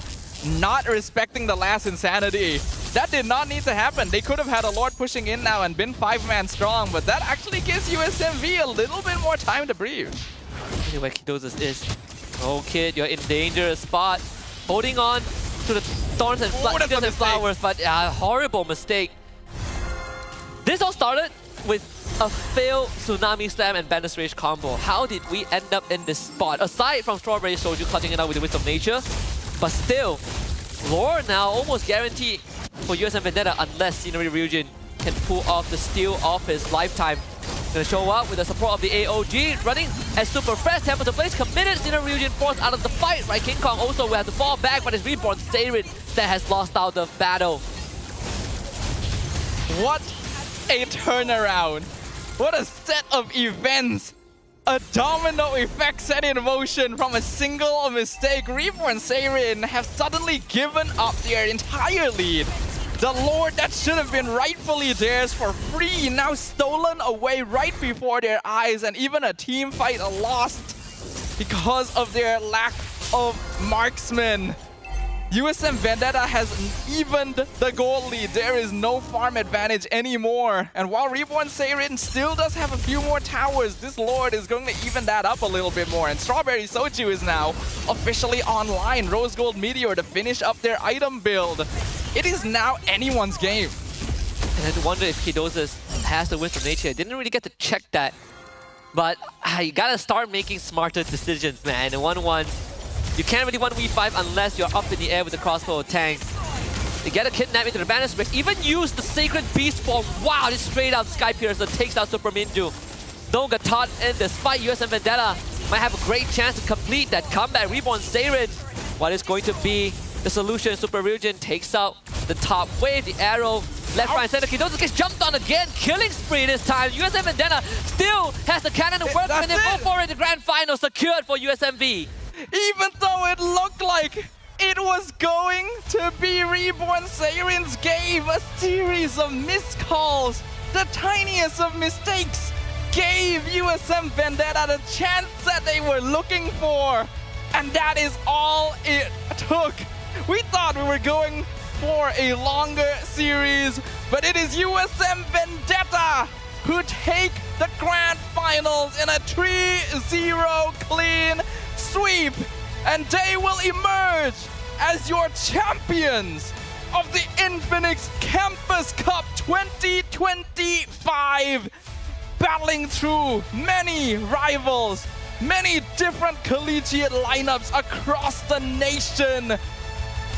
And it has all culminated in this on the MPL stage itself.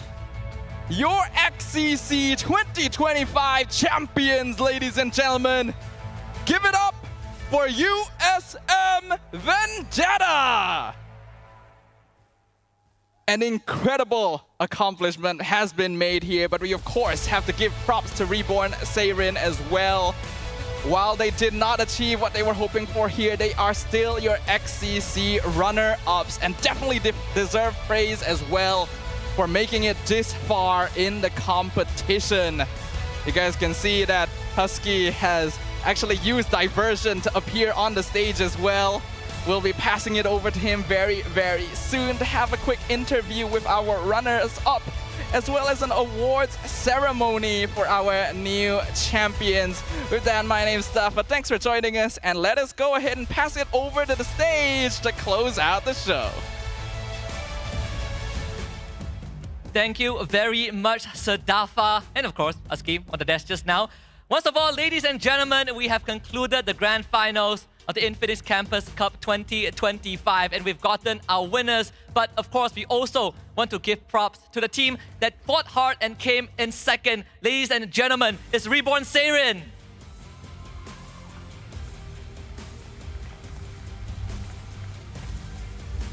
What a fight that they've put up. Interesting drafts, interesting gameplays, but a heartbreaking defeat in the end. Regardless, they have cemented themselves as the top 2 teams in this tournament. With that, we would now like to proceed with the award presentation and invite Mr. Y onto the stage to give out the prize to our runner-up.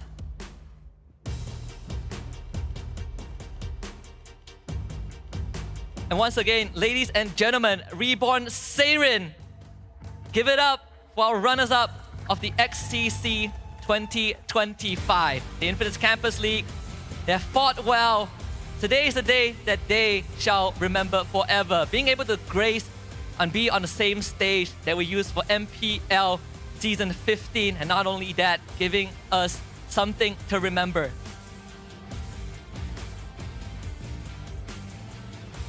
And with that, now we will proceed to a photo session. They will now take a selfie, a group photo with the Infinix GT30 Pro as a way to commemorate this moment. All right, get ready, get your teams in the frame. All smile, show them the trophy.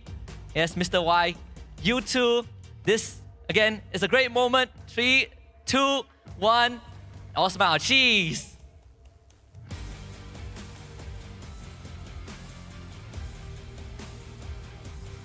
Right, thank you very much, Reborn Seirin. Once again, congratulations. Congratulations to our runner-up.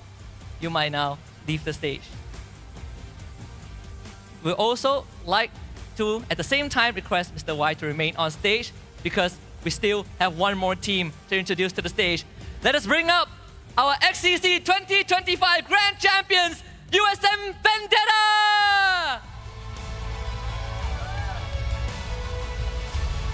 They not only have won the tournament with a 3-0 clean sweep in the grand finals over their opponents, but also lock in a slot to the regionals that will be happening in the Philippines. And right now, we'd also like to invite Mr. Y to present the awards to our winners.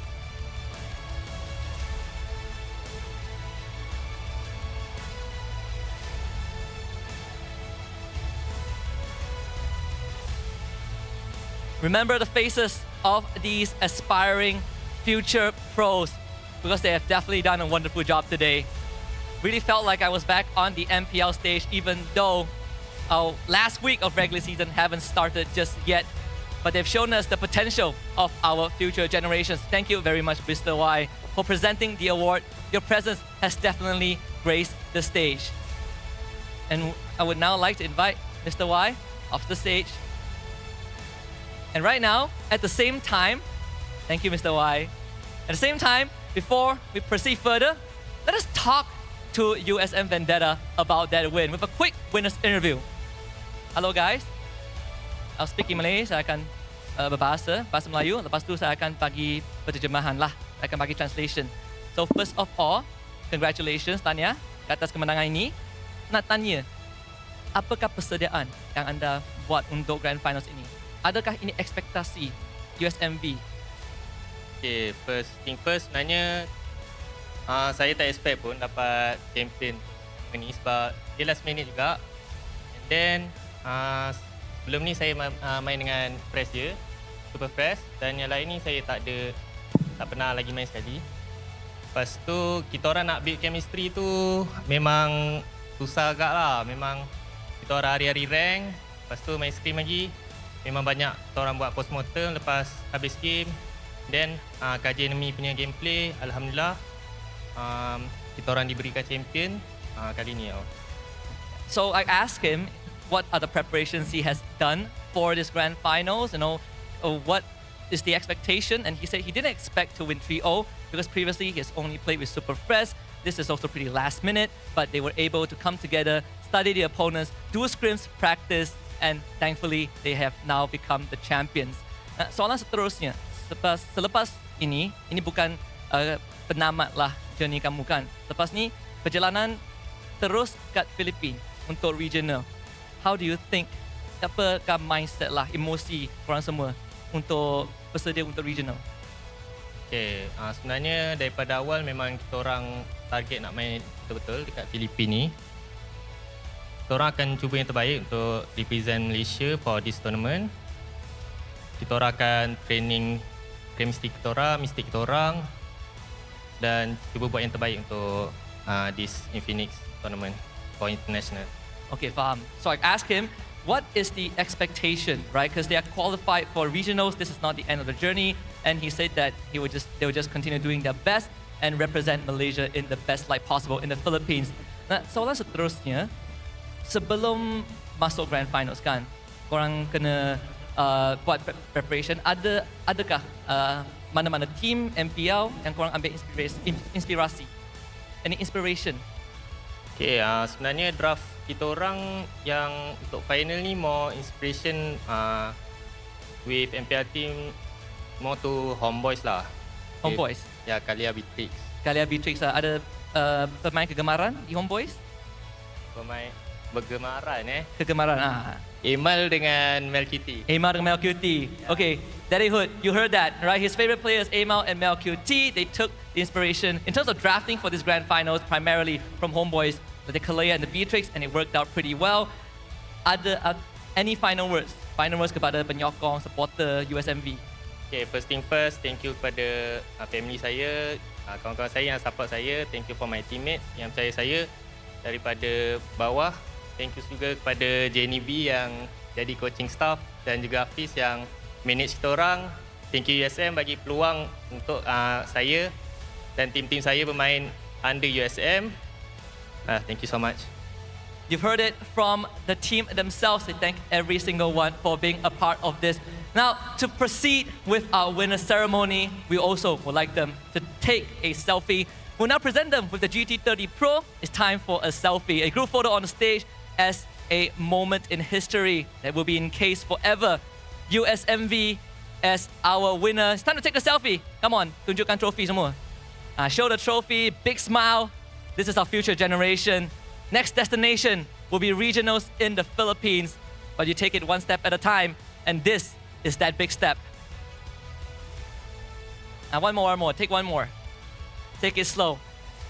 Once again, our champions for this Grand Finals, USM Vendetta. We thank every single one for being a part of this event. We've seen the launch of the GT30 Pro by Infinix. We've also seen an amazing Grand Finals between USM Vendetta and Reborn Seirin. Next up, look forward to the regionals that will be happening in the Philippines in the future. My name is Husky, and of course, for my colleagues Sadafa and Ro, shout out to them. We wish you guys an amazing night. Thank you very much. Goodbye, and have the rest of a good 2025.